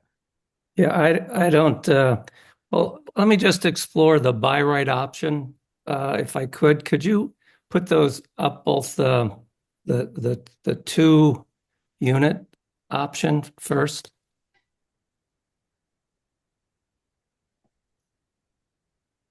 So when you say now this by right option would include 2 dormers, is that correct? That's correct. Yes. And when you say by right, I take it the Historic Commission would have an opportunity to review that, but of course they have no authority approving it. Is that what would happen here? That's correct. That's correct. So the Historic Commission would have the opportunity to review it, but to your point, would have no binding authority because it wouldn't be subject to any sort of discretionary zoning approval. It wouldn't trigger the need for relief, notwithstanding the non-conforming nature of the property, and it wouldn't require a DCOD special permit because we wouldn't be surpassing the 25% disturbance standard. Yeah. Okay. And the other by right option would fall in the same category? Is that what you're saying? Single family by right? That's correct. So we wouldn't be increasing the lot coverage because of the sort of cantilevered, albeit awkward design. And so again, we wouldn't require a special permit for modification of a nonconformity. We wouldn't be adding more than 500 square feet, and we wouldn't require a DCOD special permit because we wouldn't be reducing we wouldn't be eliminating the entire 2 feet of width where the driveway would be installed, and therefore wouldn't surpass the 25% standard. Okay. Right. So currently the structure has vinyl siding. Is that correct? Correct. And the windows I think you mentioned are mismatched. Can you comment on that a little bit? Yeah, so if this is again Matt Langis, Copper & Architects. Caitlin, if you don't mind going to the existing and proposed rear elevation. It's towards the beginning, toward maybe midway through the presentation. So yeah, I mean, as you can imagine, a building from a home from the late 1800s would has undergone several different owners and renovations and alterations. So a lot of what I originally believed to be the original windows, I think Scott did as well, were the 2 upper, the tallest windows up there, having the 2/2, which fits the timeline of what would be Victorian. But what we found out later is that a few of those 6/6 windows, although mostly damaged, have some much older age to them. So there's a possibility that those are a few of those are actually some of the original windows, but I would say most have been replaced with vinyl, alternatives or replacement windows, and very little remains of the existing windows. Right. So, I mean, in your opinion, as an architect who has worked extensively in the city of Newburyport and understand the importance of historical structures, what is your opinion regarding the historical value of this structure as it sits here right now? Honestly, it's a great question. I mean, I think, what the tough thing with this project is it's been extremely challenging to get this right. We know that what we're proposing is an alteration of how this is perceived, but still, I do feel that even though this is a longer route to go through for approvals and historic and you folks as well, I do think it is the far better option, and it is significantly better than anything that we have proposed by right.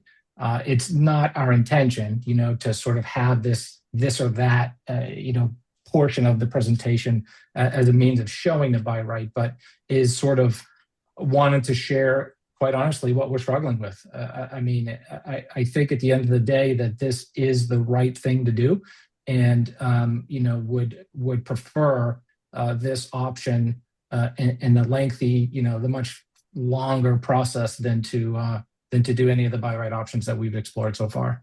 Right. Well, Attorney Costa, you indicated your witness regarding the issues raised by Section 28 wasn't available. I mean, can you, I'll ask you, have you discussed those issues with your expert engineer or contractor? Yes. So I think the answer is sort of yes and no. We've discussed the issues as relates to the standard in Section 28E and the need, as Mr. Augerman had referred, for substantial evidence in the record that the historic structure no longer retains any substantial remaining value. Now, that allows us to take into account the cost of rehabilitation, and that's when you tend to get into that analysis, typically with an engineer or other qualified expert, as to what the cost of rehabilitation would be. There's no question that this property has some value. To Mr. Augerman's point before, it recently sold for value. So it has some remaining value, but that value has to be considered in the context of the cost to attempt to rehabilitate the existing structure without making the sorts of substantial changes that we're proposing. Excuse me. Let me just interrupt. I mean, I will just say this.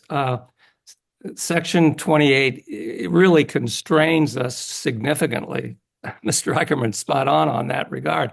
However, I'm certainly open to hearing evidence that might address these points, because here we have a house that has marginal historic significance, that has a project that has significant neighborhood support, a project that will address traffic issues, design that is faithful to whatever historic values this house has, and is faithful to the neighborhood. And we're confronted with a statute which doesn't give us any wiggle room under the red letters of Section 28(7) there. So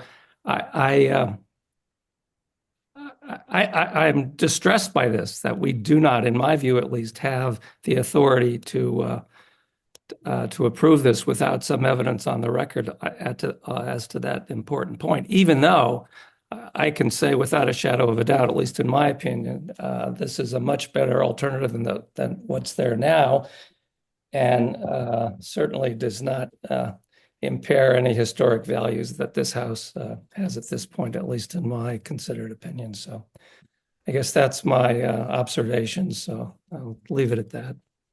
Thank you, Mr. Bennick. I'll chime in as well. And I have to say that I emphatically agree with Mr. Bennick and to a large extent, Mr. Augerman and my other colleagues, that as well as the neighbors from whom we've heard and those who have submitted letters of support, and perhaps even the imagined reference to the sort of reasons why anyone would be that has an intimacy of knowledge and contact to this street, why anyone would support this kind of an adaptive restoration or adaptive reuse.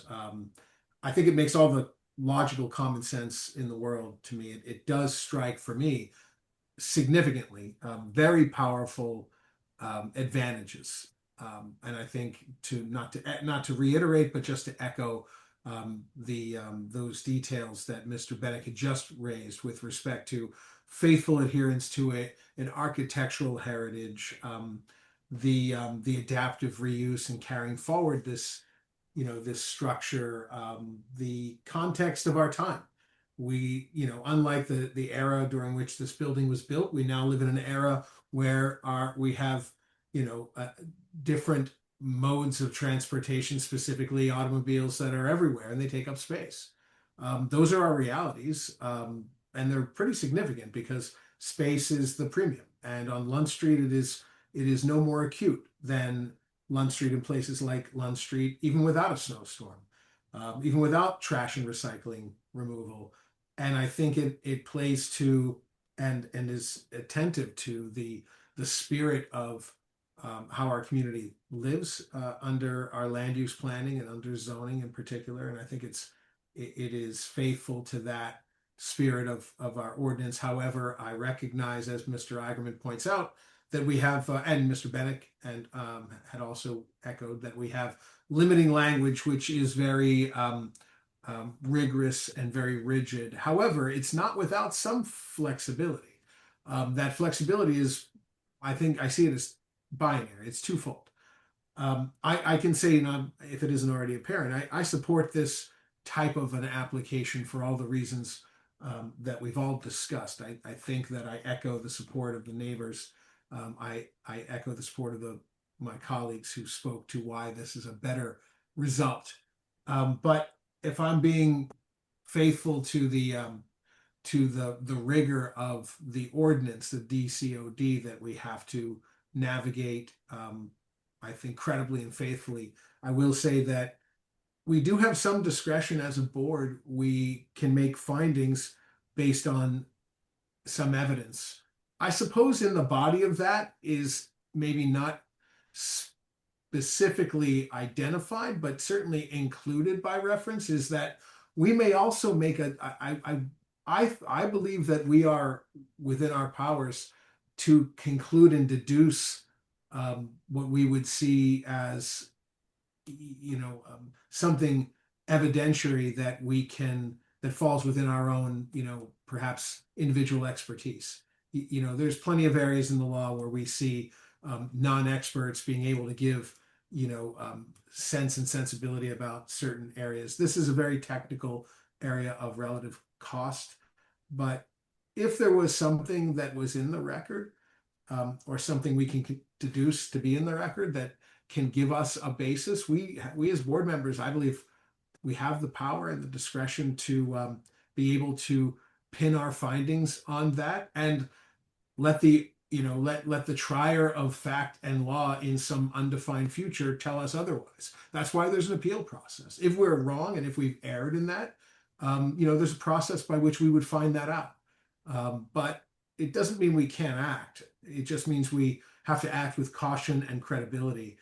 I think that I'm powerfully moved by the overall totality of of this application and the circumstances that I think fall very squarely in alignment with logic for me, and with good result for me, and with improvement and lack of degradation of the spirit of our ordinance, but also the way our built environment lives and breathes and behaves in situ, in context.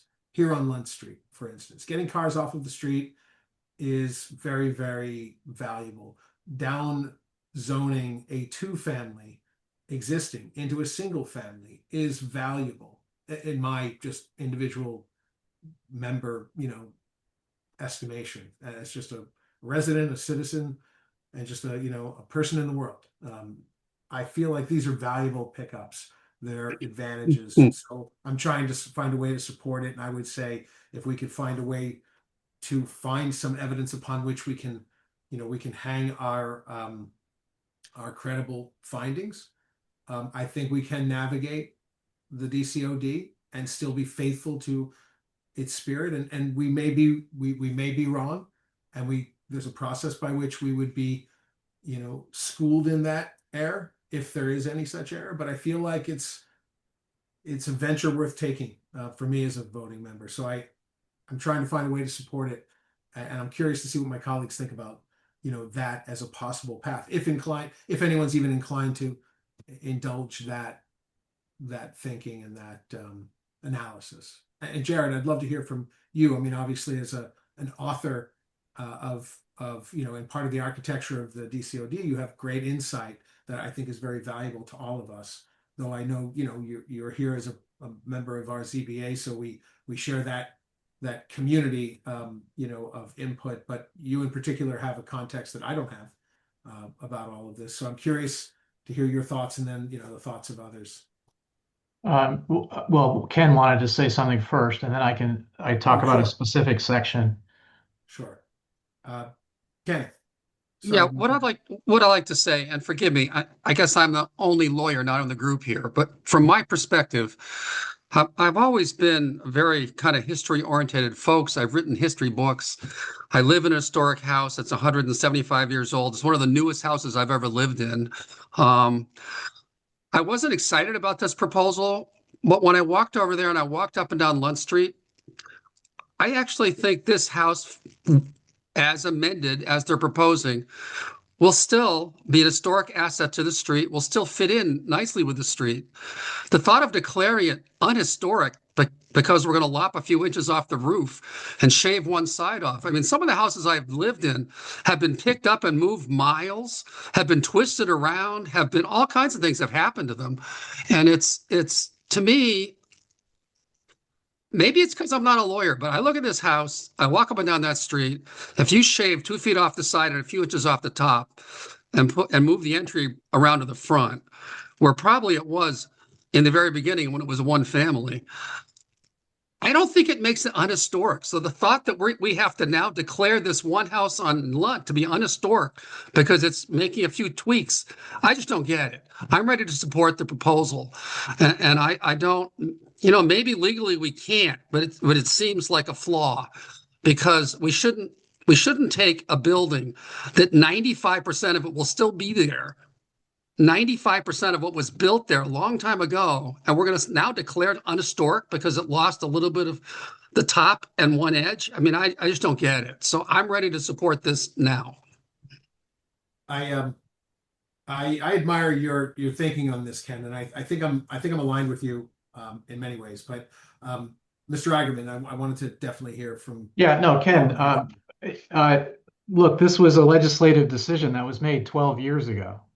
So what you're advocating is a local historic district approval, a certificate of design appropriateness, which you would do on, the Fruit Street LHD would do. And that's not the way the city went. The city didn't want that. And they can always change, but the compromise, which I didn't invent, it actually came from other counselors, including Katie Ives, who later became state senator. And the consensus, when we sat down with the people who were anti-LHD, who were very vocal, we sat down with them when we wrote the DCOD, and we said, all right, you can change these buildings. We're not going to have the historical commission review alterations because that's what you hate. Instead, you agree that we don't want people demolishing these buildings, and these buildings being historic. Yes, we agree. Okay, how do we decide which buildings have to be protected and which don't? And the consensus was we don't want to reopen that. There was a list compiled in 1984. It's on the National Register. We'll go with that. Again, 11 zip on the city council on that. Then, well, what's demolition? I mean, what you just said, Ken, is, well, 95% of this building will remain. Well, no, because the city council, whether it was wrong or not, in order to get the 11 votes, acting on behalf of the people of Newburyport, said, we're just going to make it a bright line rule, 25% of the walls. If all you're doing is 25%, or excuse me, under 25%, we're not going to call that demolition because we want to give people an ability to do additions and blah, blah, blah. And you saw. So this is a weird situation that's come up where they are demolishing this building. It's a definition. I mean, the lawyers long ago said demolition is X.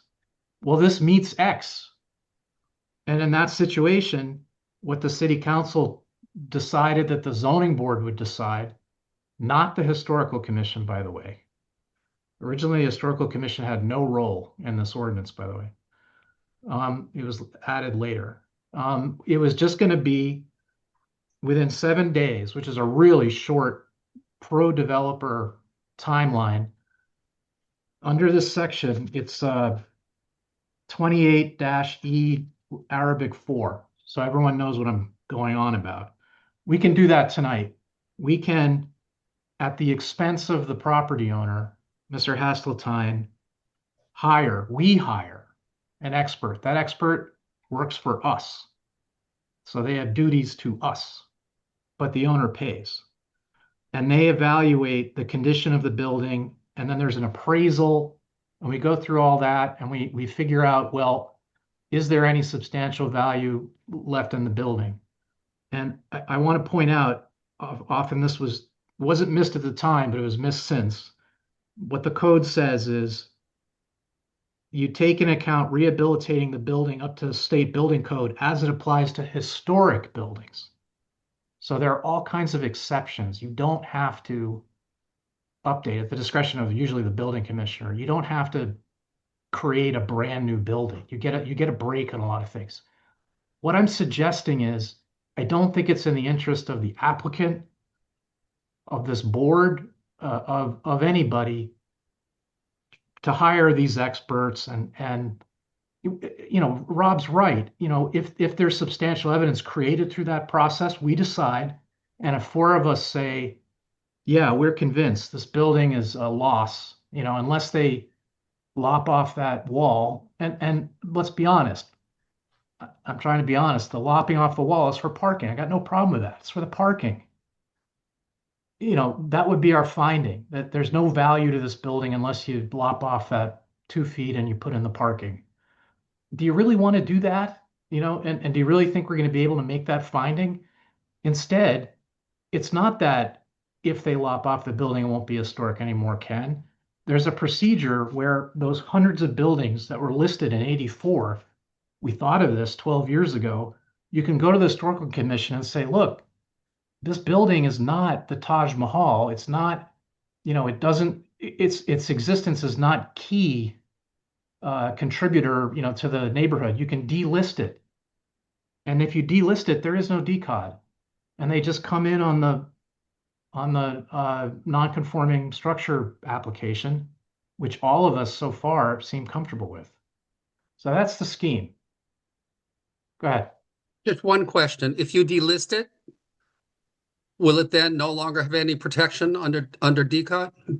Yeah, but we're going to review it. It's non-conforming structure. Yes, it would have no more protection under decod. You could, if you're worried about that, you want to save the 75%, I'm sorry, the 55% exterior walls. If you want to do that, you could make a condition of approval where we could, during our non-conforming structure where there's a deed restriction, thou shalt not demolish the 55%. I mean, there's all kinds of things you can do.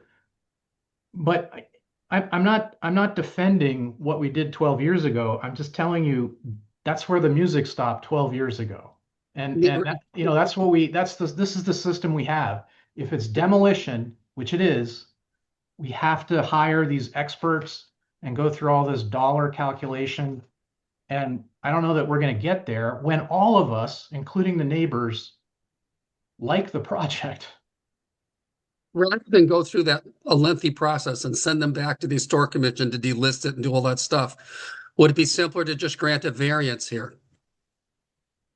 I don't know that we can grant a variance. I don't know that. That's a good question. It hasn't come up before. That's a really good question. I don't know. I mean, there's nothing we didn't write anything in about a variance. Again, the whole idea was you would go and delist the building if it wasn't worthy of protection.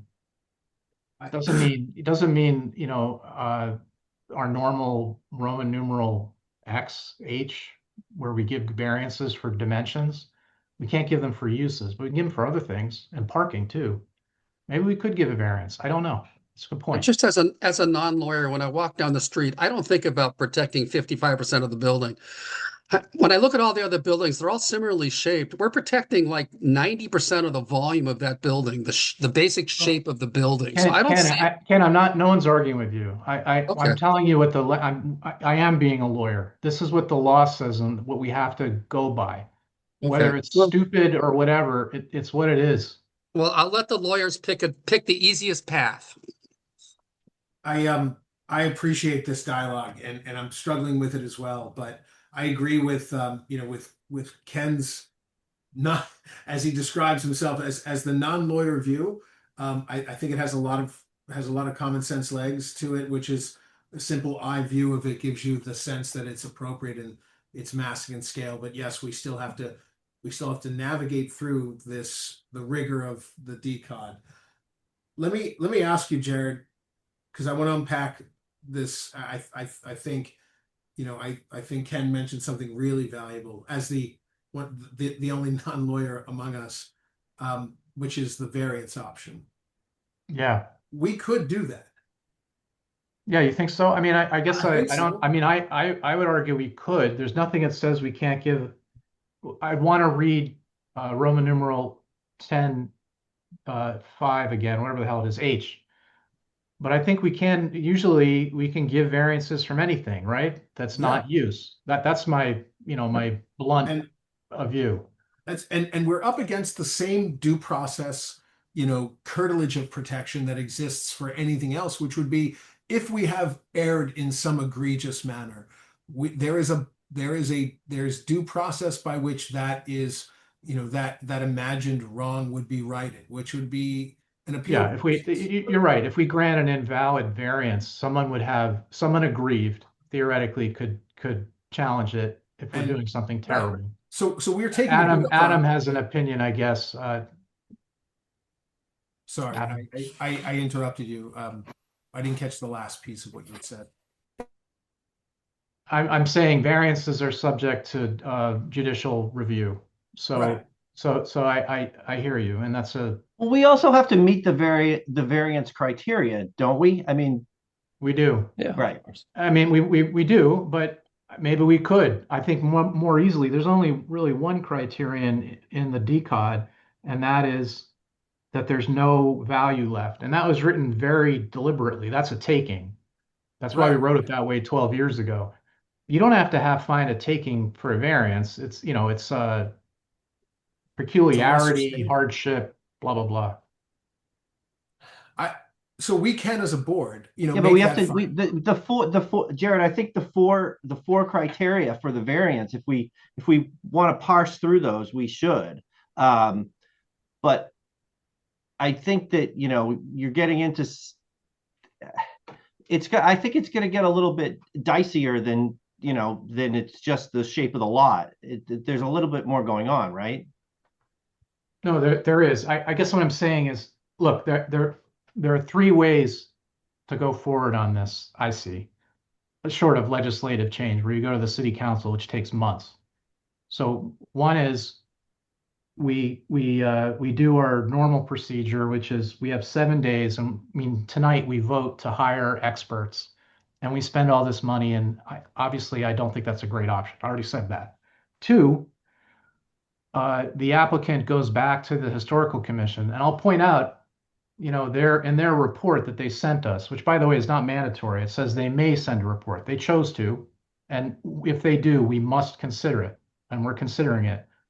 But what I read as a lawyer, Ken, sorry, is it says it will change the streetscape. But, it'll be perceptible. Well, no one's arguing it's not perceptible. So I don't read in that, there's no way we're delisting this building. That's just me reading the tea leaves. And there's no long delay on that. It's just one sentence in the decod. You go to them and they delist it. Isn't there a fourth option where they present the evidence that they have almost got together but couldn't get together because this engineer was unavailable or Right. not able to get his report done in time. And then we have evidence. No, I don't think so. No? Actually, no, because we wrote 4 to be mandatory that it Oh, says that's okay. the SPGA, the Special Permit Granting Authority, shall engage such architect, engineer, or specialist no later than 7 calendar days after its having opened the required public hearing. Okay. Yeah. So we don't get to simply rely upon. Well, we applicants. can. I mean, we can adopt them, but I mean, that's not the intent. And that absolutely came up 12 years ago. It's in the legislative history if you want to know. The idea is that it's the board that's supposed to be having their expert. It's no different than the 40B, Sure. you know, when we have an expert come in. But okay, so that's why I see the 3 options. And you know, we probably would use the expert that Adam wants to use, but we have, you know, that person has to be working for us.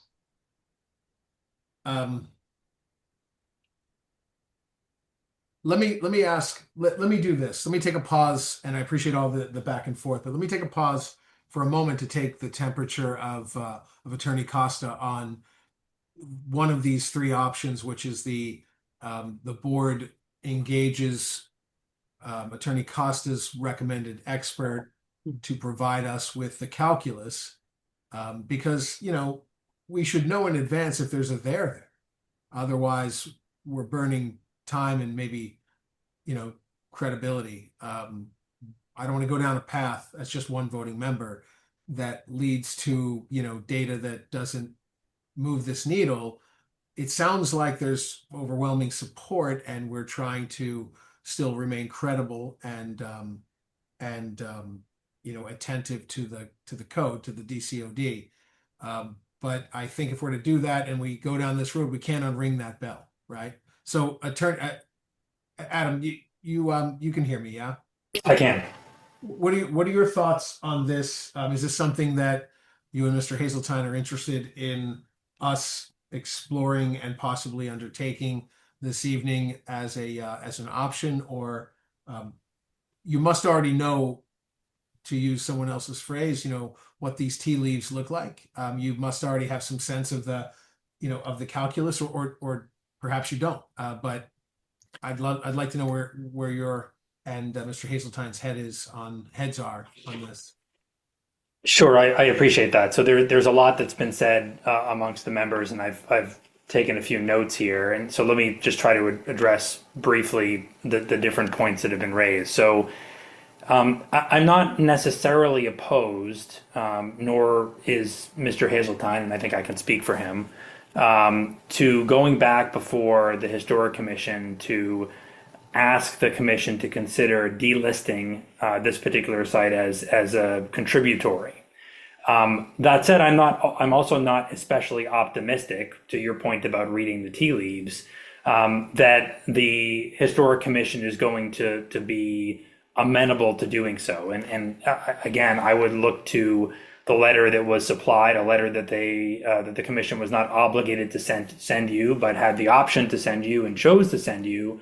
It's a multi-page letter that addresses this particular site, and the conclusion was that it is contributory and that it does have significant enough historical meaning or value that I'm not confident they'll be prepared to go quite so far. I suspect that we're going to have a similar argument with the commission that we've been having with your board, only in reverse. You know, your comment is, or the comment of some of your members has been that the simplest approach might be so as to better be able to navigate the zoning standards to have the Historic Commission delist it. I suspect the Historic Commission may say that by delisting it, they're saying it's no longer of historical significance, which they probably don't agree with. Their letters suggest they don't agree with, and that really the burden should fall on the ZBA to apply the zoning standards in a way that doesn't require the delisting of the property. So while I'm not opposed to it conceptually,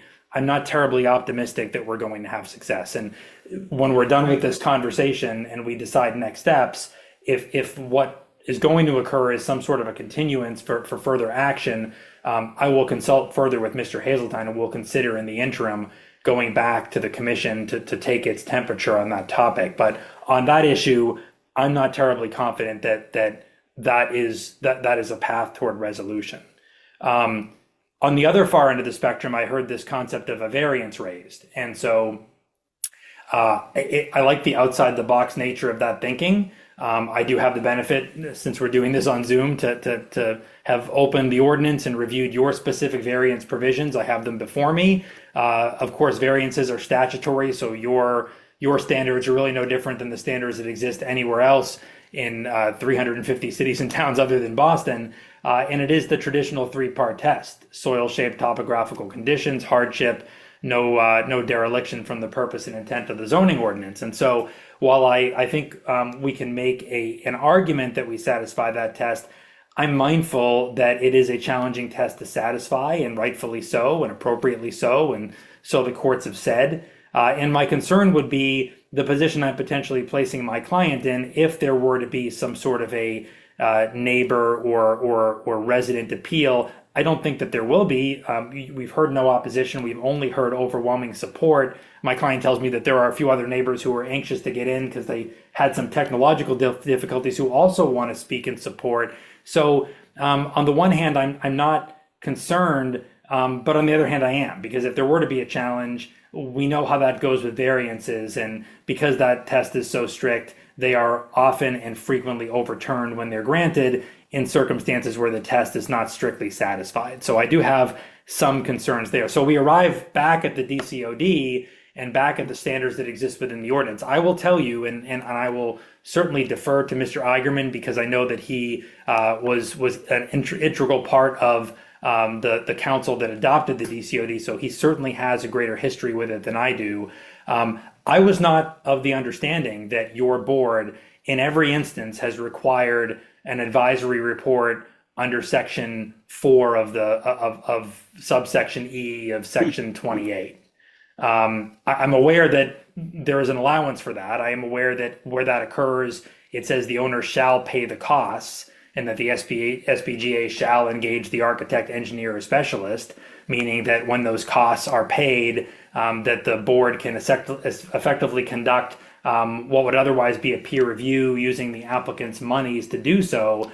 I've never interpreted that as being obligatory, but if you're telling me as a board that that is what's required in every instance, I don't know the workaround. What I had anticipated doing and asking for additional time to do between tonight's session of the public hearing and some future continuance was to engage the engineer with whom we've been speaking, and to have that engineer provide a report that would allow the board, if it felt that it was a competent report by a qualified engineer, give the board something to rely upon in getting to the finish line, so to speak, in allowing what I think we will generally agree outside of the DCOD is a generally beneficial renovation of this particular property. If the only way to achieve that is going the route of an advisory report by a third-party consultant, I'm going to have to talk to my client about whether that's something he wants to incur the cost of, above and beyond whatever he was willing to incur for his own consultant. Those additional costs start to question whether this is the appropriate path forward. Again, we do have two by right options here. They're not they're not ideal, but but they're less expensive. Attorney Costa, let me just take let me interject for just a moment, and I truly appreciate that sort of thinking on your feet, and it's rather granular, and I appreciate that because it's valuable here. I think I'm inclined, as we've evolved this conversation, and this is really to my colleagues, I think the applicant's counsel is correct. I don't feel it is likely enough to pursue, for me, the idea of asking an applicant in this situation to go back before the Historic Commission to ask for the very thing that that usurps the lifeblood of the Historic Commission's concern and intent, which is to delist properties. I think based on the language of their letter alone, I kind of have a different read than Mr. Eigerman. I see it as indicative of at least enough interest that asking them to pop the balloon is not likely. I wouldn't want to invest any time or energy trying to pursue that as a viable path. But I am interested in this idea of engaging if we can do this, and Jared, I want to make sure I understand your sense of this. Yeah. We have the ability Well, to. first of all, I'll drop the delisting. That's fine. Okay. We don't need to talk about it anymore. Okay. But I still think we're down to a variance or going through the vanilla exercise. Right. What's mandatory is not that the SPGA always get an expert, because it says in the discretion of the SPGA. Right. What's mandatory is that the SPGA, that's us, engage the expert. So if we're going to have an expert, we're the ones who have to engage them. That's what the ordinance says. Can we And then the engage? owner pays for it. It's just like a 40B. Right, but do we have the option to engage the engineer that's already Yeah, we vested can. in It the doesn't say we project? can't. It doesn't say we can't. I mean, if you feel confident that that's going to be objective, we don't have to go by what the expert says anyway. But Right, that's I our mean, protection. I just think that it's it's well, I costly. want to push back on Adam on the variance. I think yes, I mean the old saw in Massachusetts is there's never been a legal variance. I understand that, but we do give variances at this board, and the historic peculiarity of this building. I mean, surely there are peculiarities here that are not affecting the other lots in this. So I think we can make the findings and they would stand up. But more importantly, just as an aggrieved neighbor, we don't happen to have any here, could challenge the variance and cost the developer money. I mean, they could challenge our DCOD special permit too. I mean, if we hire his expert, they submit a report to us and the numbers, don't jibe. Again, the building sold for $900,000 just a month ago. I don't see why we want to do that. And also because it's 7 days, we don't meet again in 7 days. We have to order this now. I wouldn't, I would think that we'd get out of here tonight with a variance. What does the board? What do the other members feel about doing that? I'm inclined to align myself with Mr. Eigerman on this and abandon the path, though it's one of our options.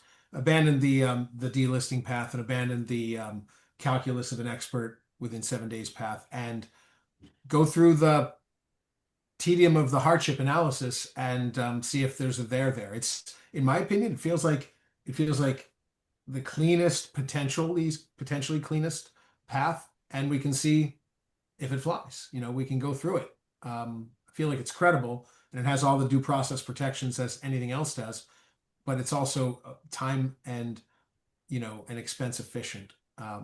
And personally, if I'm revealing myself, I like the result in the possible success of something like that, because I think it's the right result for this street, as do all of the neighbors most affected. But what does everyone else feel if we were to do that tonight? Mr. Bennick. I guess you're suggesting that we treat the application as a request for a variance. Is that how we would go forward? Yeah, we always notice. We can check with staff, but we always publish notice saying or other zoning relief we deem necessary. Yeah, just as an aside, and I don't want to beat this horse to death. We have in the past, and I have to agree with Attorney Costa here. We have relied upon applicant experts, engineers, and construction contractors to make the finding required under Section 28 E. In the past, I guess we probably didn't do that. That's my recollection also. Yeah. And I would always defer to Mr. Eigerman here on interpretation of the laws since he wrote them. But I wonder if it says our decision has to be based upon evidence on the record. I suppose if the record is built by the applicant, I'm not sure why it's mandatory that this finding has to be through a retained expert. I don't have it in front of me, but I'm wondering about that. That doesn't make sense to. No, I was Typically, we have conceding the that. right to No, hire, but no, Greg, I conceded that. It's not that it's mandatory that because it says Yeah. if we deem it necessary. What I was hearing from Ken and Rob and Steve, I thought, was that they wanted to get some evidence from an expert. Right. So I suppose you're right. That could be a workaround. You could say that the SPGA determines that it's not necessary to engage a licensed expert, but the applicant is free to ask for a continuance and submit whatever Right. they want. Exactly. You could do that. Yeah, I'm not saying what I agree with you that's going to be a hard sell. Yeah. But I think that's what Mr. Delisle and I were getting at. Yeah. And I guess Attorney Costa, that's your decision. If you can make the findings or satisfy the findings with your contractor, engineer, expert, and I'll leave that to you. As to the variance, I think we do have the right and the authority to grant a variance. I think we have some overarching, our general authority to interpret the ordinance in the public interest, et cetera, et cetera, et cetera. Those broad enabling provisions in the zoning ordinance grant us a little flexibility here, certainly under the variance statute, and we seem to do that when faced with a variance that is makes sense in our considered judgment. So I'm in favor of going forward with the variance if that's the consensus of the board. If that makes us move with greater dispatch on this. All right. Thank you, Mr. Bennett. Attorney Costa, do you have a preference on how you'd like us to proceed? I do, Mr. Chair. So I thank you for that, and I really appreciate the board talking through this. I know it's tedious at times, but the feedback is helpful, and I've had an opportunity to sort of consult by text with my client here as we've listened to the thoughts of the various board members. I've also had an opportunity to more closely review the variance standard, and again, I have that before me, and I'm happy to address why I believe we can satisfy it. I also reviewed the notice of the public hearing, and the notice of the public hearing does include the generic language you referenced. It speaks of the applicant seeking relief from the ordinance. It refers to Section 9B, extension or alteration of a nonconformity. It refers to Section 28, demolition control overlay district, but then it goes on to say, quote, "and all necessary approvals, permits, special permits, and or variances on the following request," and then it describes the proposal. So it is within the scope of what's been noticed for tonight.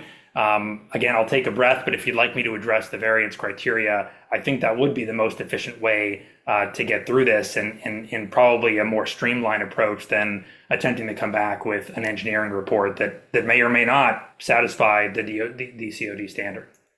Okay, Attorney Costa. Well, then with my colleague's assent or absence of objection, I'm going to invite you to unpack the variance criteria in the form of sort of an extended proposal. Unless there's any objection from my colleagues, we're going to just shift gears on the fly. You have the floor, Attorney Costa. All right, I appreciate that. So as I referenced before, the variance requirements are contained within Section 10 of the zoning ordinance, subsection D, further subsection 6 entitled variances. Further subsection C says before any variance is granted, the board must find the following conditions to be present. And I referred to a three-part test before, which is how we often refer to the provisions of Chapter 48, Section 10, which is effectively incorporated by reference into your ordinance. You actually have it broken out a bit further into a four-part test, and I'll read each of the criteria and then explain why I believe we satisfy the criterion. So the first is that conditions and circumstances are unique to the applicant's lot, structure, or building, and do not apply to the neighboring lands, structures, or buildings in the same district. And I think that Attorney Eigerman sort of prefaced what I'm about to say by commenting on the historic peculiarity of this particular property as it relates to others, not just along Lund Street, but even elsewhere within the district or within the city. It's sort of unusual that you've got a property of this nature, with a later added addition that is not historic, that can be modified in a way that will preserve the historic attributes largely, but also provide added amenities that are more needed today than maybe they were 150 years ago, as you, Mr. Ciampetti, had made mention of. So the building itself, it's not so much the lot or the property, but it's the building, the structure that is unique, and the conditions or circumstances affecting that structure are what necessitate the relief, specifically in the form of demolishing that wall along the left side of the building. Without demolishing the wall, we wouldn't run afoul of the DCOD standard. It's the demolition of that wall that puts us over the 25%, but it's also the demolition of that wall that allows us to make some necessary improvements to the structure aesthetically and to provide for the off-street parking via the driveway to the rear of the lot.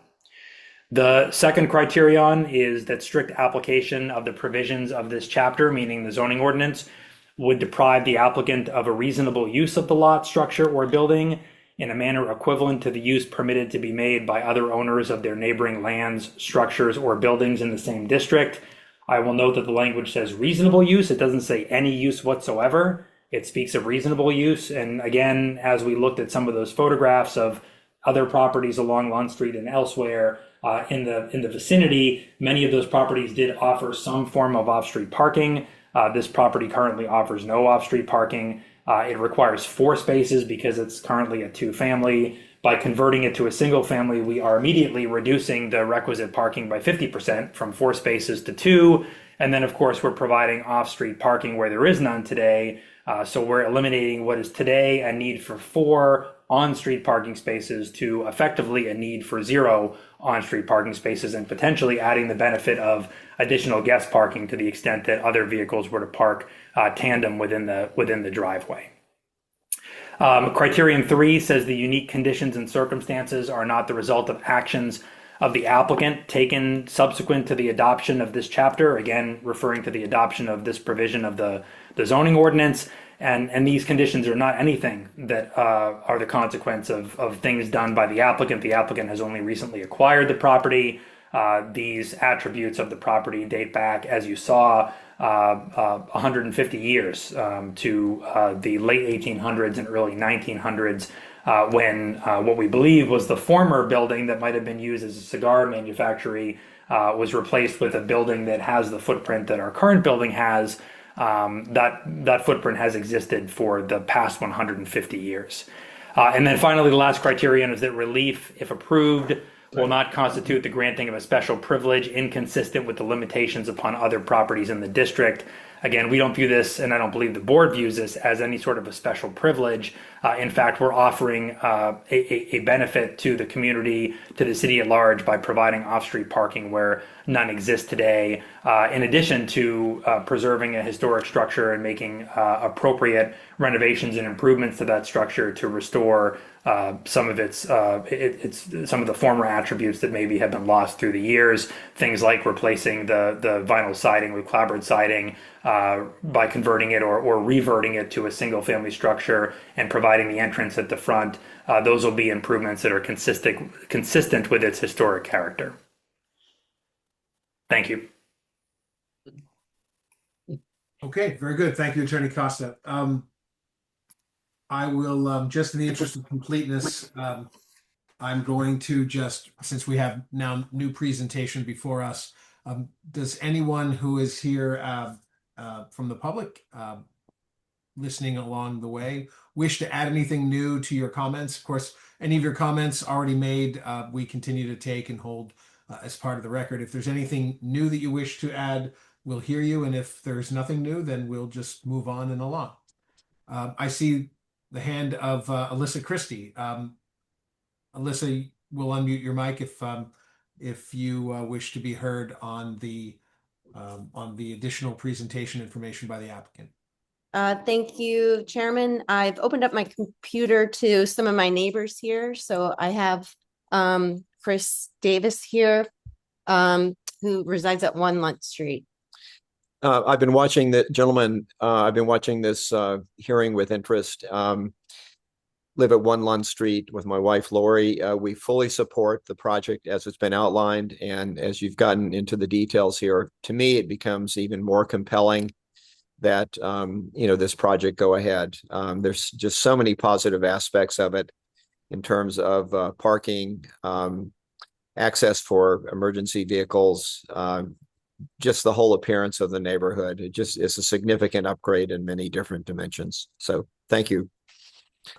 And thank you, sir. And can we just get your full, forgive me if you gave your first and last name and address. I may have missed it, but just for the record. Okay. Christopher Davis, Great. 1 Lund Street. Excellent. Thank you, sir. Alyssa, anything further on your end? I know there was another neighbor who was having some technical difficulties. It appeared that they had logged on, but now I'm not sure if they are still with us. Okay, let me do a quick pass. I see Ken Christie, I see your hand up. Do you wish to be heard? No. He says no.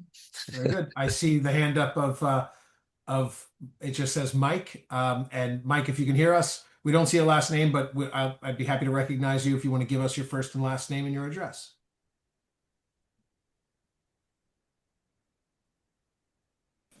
You want to just? Yep, we can hear you, Mike. Okay, my name is Mike Parent, 4 Lund Street. I live directly across from 79 Lunt. I just want to say that, this process for the neighbors was an open book by George when he proposed all of the plans to us, including the by right options that in our neighborhood meetings, no one supported. Everyone seemed to support the plan that he brought forward tonight.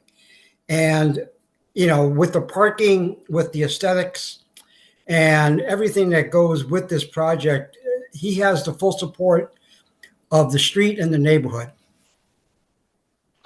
Thank you, sir. Very good. Any other hands? Seeing no further public comment hands, I will go ahead and close public comment and go to questions from the board.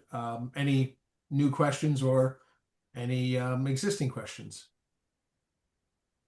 No. Mr. Bennett, anything from you? No. Mr. Eigerman, it looked like you had shaken your head no, but I didn't want to presume that. No? Yeah, I have a question. Mr. Delisle. Yeah, for Mr. Costa, how are the by right options not reasonable use of the lot, structure, or building?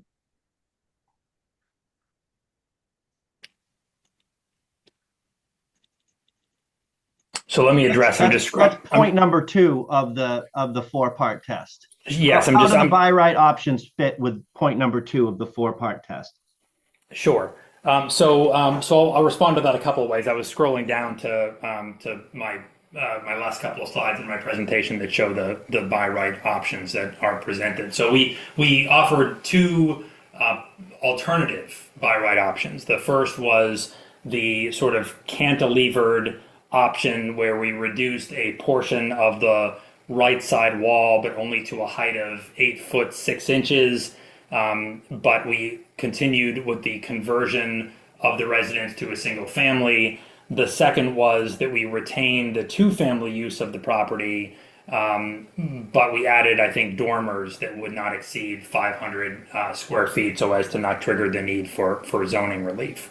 So what I would say is it's not reasonable use in the sense that the conversion to or the retention of the 2-family use doesn't provide for the amenity of off-street parking, right? So if we retain the existing use of the property as a 2-family, we add dormers to gain an additional bit of headroom on the 3rd story. We wouldn't be making any adjustments to the existing footprint of the building. Therefore, we wouldn't be providing sufficient width along the right side of the property for a driveway, and therefore we wouldn't be providing any off-street parking. And also, by preserving the 2-family use, we would also be preserving the need for those 4 spaces that would be effectively on-street spaces. So we wouldn't be providing that amenity that is available through this process. With respect to the other conversion, I think it's really a question of whether that is considered in the minds of board members to be a reasonable alternative.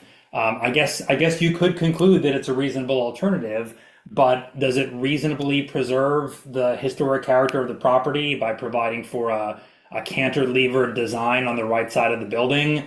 It certainly affects the historic attributes, the aesthetic of the site, in a manner that I don't know is consistent with what the DCOD really intends to achieve. I mean, if you look at the purposes and intent of the DCOD, and again, Attorney Eigerman, Mr. Eigerman can speak to this better than I can, but when you look to the initial determinations made by the City Council in adopting the DCOD, and then you look at the purposes, it is to preserve the architectural and cultural character of building structures and lots. I don't know that that's achieved by way of this sort of cantilever design that throws off the aesthetic of the property, the symmetry of the property. Again, that's only a judgment that the board can make, but that would be my argument. Okay. Okay, thank you.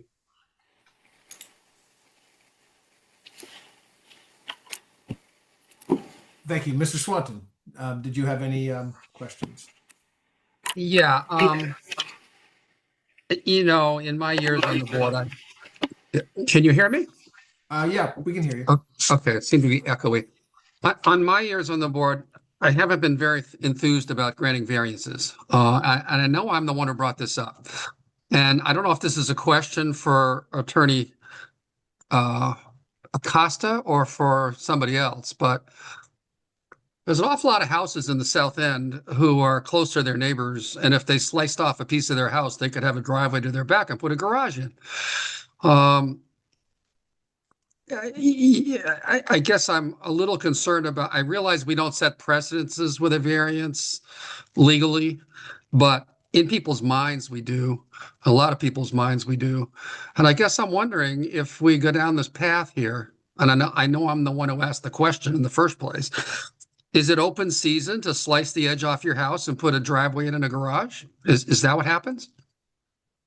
I mean, I'm happy to hear from Attorney Costa, but let me try to allay some concern anyway.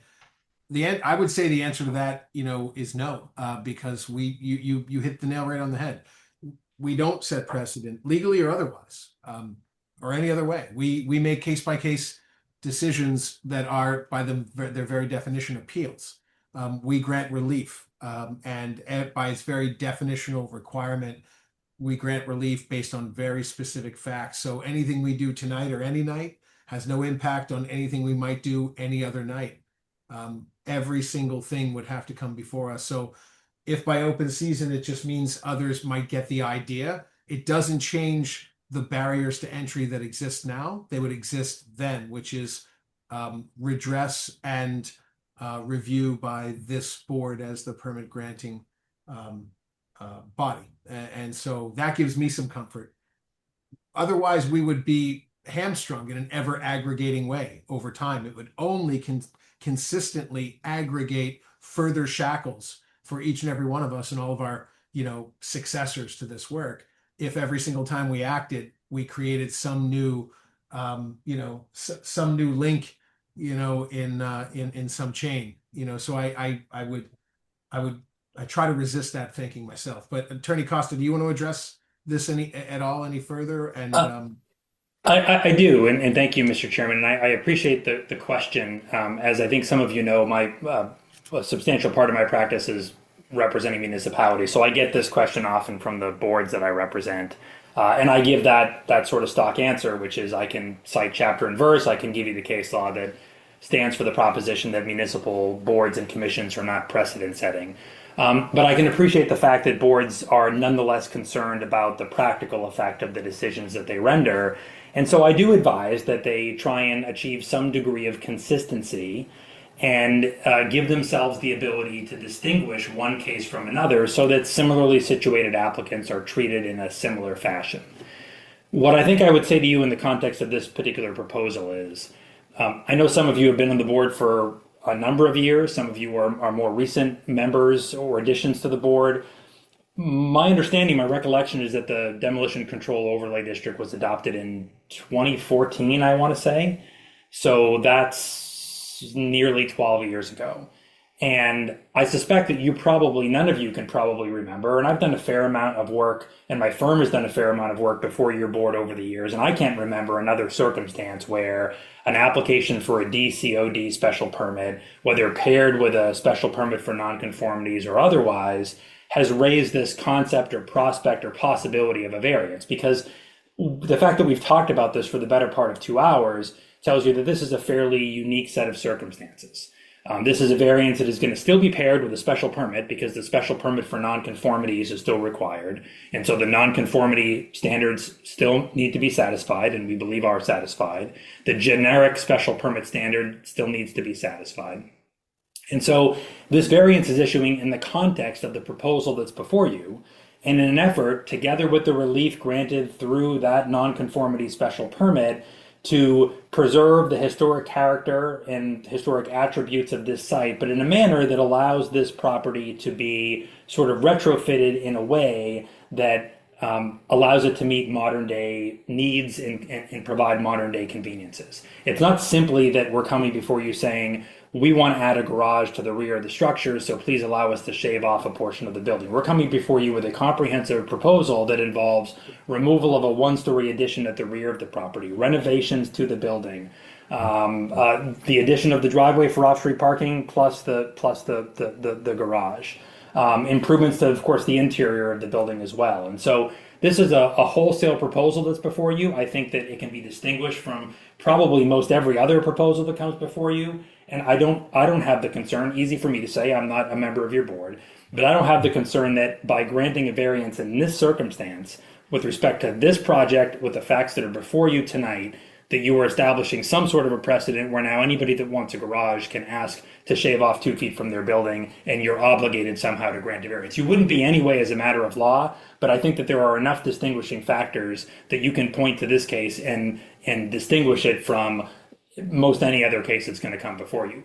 But maybe there will be one that has similar attributes. It certainly is a possibility. And I think that's why we're having this conversation, because there are circumstances like this where there's intense neighborhood support, where the proposal is viewed, virtually every member, maybe every one of you said at the outset, even before we get into the particulars of the DCOD, that you were generally supportive of what was being done here. You've heard that support from the neighborhood. You've heard a complete lack of opposition. I think that's unique. It's certainly unique in my experience in Newburyport before your board. Yeah, Ken, I'm going to move to grant the variance on condition of the replacement of the sidewalk along the front of the property as written by staff in the staff report. But I'm very comfortable this is a unique situation, and we're not just rubber stamping uniqueness. I mean, we spent 2.5 hours on this. We're allowed to take into account things about the building that the DCOD doesn't. The DCOD says, is it contributory or isn't it? And that's it. But we've taken into account this was originally a single family home. We don't really think it's associated with historical people. Lunt Street is exceedingly narrow. The parking conditions there, et cetera, et cetera, et cetera. It's all in the record. I feel very comfortable. We go with brick? I think that's what the applicant said. And I think That's right. the neighbors across the street did brick. Yeah. So Yeah. are you guys okay with that? Yes, Yeah. absolutely. I Okay. think Mr. Hazeltine had spec'd that as. Okay, as with a- that friendly amendment. So staff had written concrete, but in this case, it will be brick. Very good. Motion's made with the condition that the sidewalk be paved in Boston brick paver as a friendly amendment. Do we have a second? I'll second. All right, motion's made by Mr. Eigenman and seconded by Mr. Bennett. Calling the roll, Mr. Eigenman, Yes. Mr. Yes. Mr. Delisle, No. Mr. Bennett, Yes. And I vote yes. That is 4 in the affirmative. The ayes have it, and the motion for a variance carries. Thank you, everyone, for your patience and Now Sammy, we have to do the other special Yeah, we have permit. the other two. do we have a motion and a second? I'll make a motion for the special permit for nonconformities for 7 Lunt Street. Thank you, Mr. Delisle. And do we have a second? Second. Was that Mr. Bennett? Yes. Thank you. Motion's made by Mr. Delisle for the special permit for nonconformity, seconded by Mr. Bennett. Calling the roll, Mr. Eigenman, Yes. Mr. Swanton, Yes. Mr. Delisle, Yes. Mr. Bennett, Yes. and I vote yes. That's 5 in the affirmative. The ayes have it. The motion carries on the special permit for nonconformities. Do we have a motion on the last remaining request? Yeah, I'll make the motion on the special permit. Thank you, Mr. Delisle. And Wait, we have a what are we voting on? This is the special permit to change the use from 2-family to single-family. Okay. Do we have a second? Second. Bennett. Thank you, Mr. Bennett. Motion's made by Mr. Delisle on the special permit to change use from 2-family to a single family, seconded by Mr. Bennett. Calling the roll, Mr. Eigenman. I'm just trying to understand. I mean, it's a single family use is required by right, but the idea is that because it's a non-conforming use as a 2-family, we have to vote to change it to a single family. Just want to make sure that's what we're doing. Yes, I mean, that's my understanding. Okay, I vote yes. Okay, Mr. Swanton. I'm confused. Why is this not in the staff report? Why wasn't this anticipated, this vote? It is. Isn't it? Yeah, Is it? yeah, no, it's I part of believe it the is. relief being sought. We just added a third. We added with our discretion a third element, which was the variance. So we voted that first. The special permit for nonconformities, we voted second, and now we're on the special permit to convert the existing 2-family into a single. Well, I think a point of order. I think that's the decod. You know what? You are right. That's a special permit under the decod. We don't need to take that out. Mr. Chairman. Sorry, somebody say something? Yeah, I did, Mr. Chair. So I think that's correct. We didn't from our view, we don't require a special permit to revert the use to a single family because the single family is a by right available use. So the references here on the agenda that you're seeing, although the first one simply says special permit ZSP-25-6, that's really the special permit for the DCOD. And if you click that link, it brings you to those documents. And the special permit that is ZNC-25-38 was the special permit for nonconformities that you just granted. So I think you've acted on the relief that we required. My only question for you is whether you'd like me to make a verbal request to withdraw the special permit for the DCOD, because technically you haven't acted upon that because you chose to grant the variance relief in lieu of acting on that application. Why don't we just, for the formality's sake, thank you, Attorney Costa. Why don't we you make that request? We'll take a quick vote to redact that and accept your withdrawal. So requested. Very good. Do we have a motion to accept the request to withdraw the special permit under the DCOD? So moved. Thank you, Mr. Eigenman. In a second. I'll second that. Was that Mr. Delisle? Yes. Okay, great. Motion's made and seconded to accept the applicant's withdrawal of the special permit under the DCOD. Mr. Eigenman. Yes. Mr. Swanton. Yes. Mr. Delisle. Yes. Mr. Bennett. Greg, you're muted. Sorry. Yes. Very good. And I vote yes. That's 5 in the affirmative. The ayes have it. Motion carries. That special permit under DCOD is withdrawn. Attorney Costa and Mr. Hazeltine, good luck to you, and thank you for your patience and your perseverance. Thank you, members of the board. Very much Yes. appreciate Very it. good. Thank you. Appreciate your efforts tonight. Thank you. All right.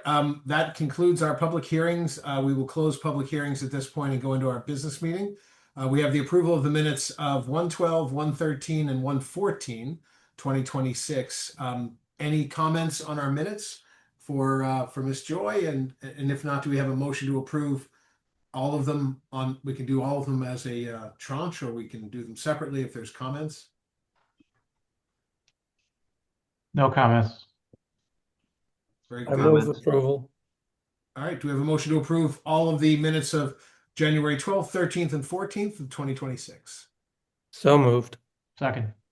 Very good. Motion's made and seconded. All those in favor say aye. Aye. Aye. Any opposed? No votes, abstentions? The ayes have it. Motion carries, and the minutes are approved. Thank you, Gretchen. I don't have any other updates. I know it's been a long evening for one application. Thank God we don't have anything else. Andy, was there anything you wanted to add? No, thank you. I think the 7 to 9 Lunt was a very interesting hearing and discussion. I think it gives us a lot to think about moving forward for any permitting in the area. But thank you. No, nothing else for It tonight. feels like full contact zoning board work for sure. But I appreciate everybody's time and certainly the high level of thought that delve into it. So do we have a motion to adjourn? So moved. Very good. And seconded. Second. All those in favor? Aye. The ayes have it. Motion carries. Have a great night, everybody. Thank you. Thank you. Thanks, Bye-bye. gentlemen. Take care. Thanks Have for a good all evening. the hustle. Good night. Good night. Good night.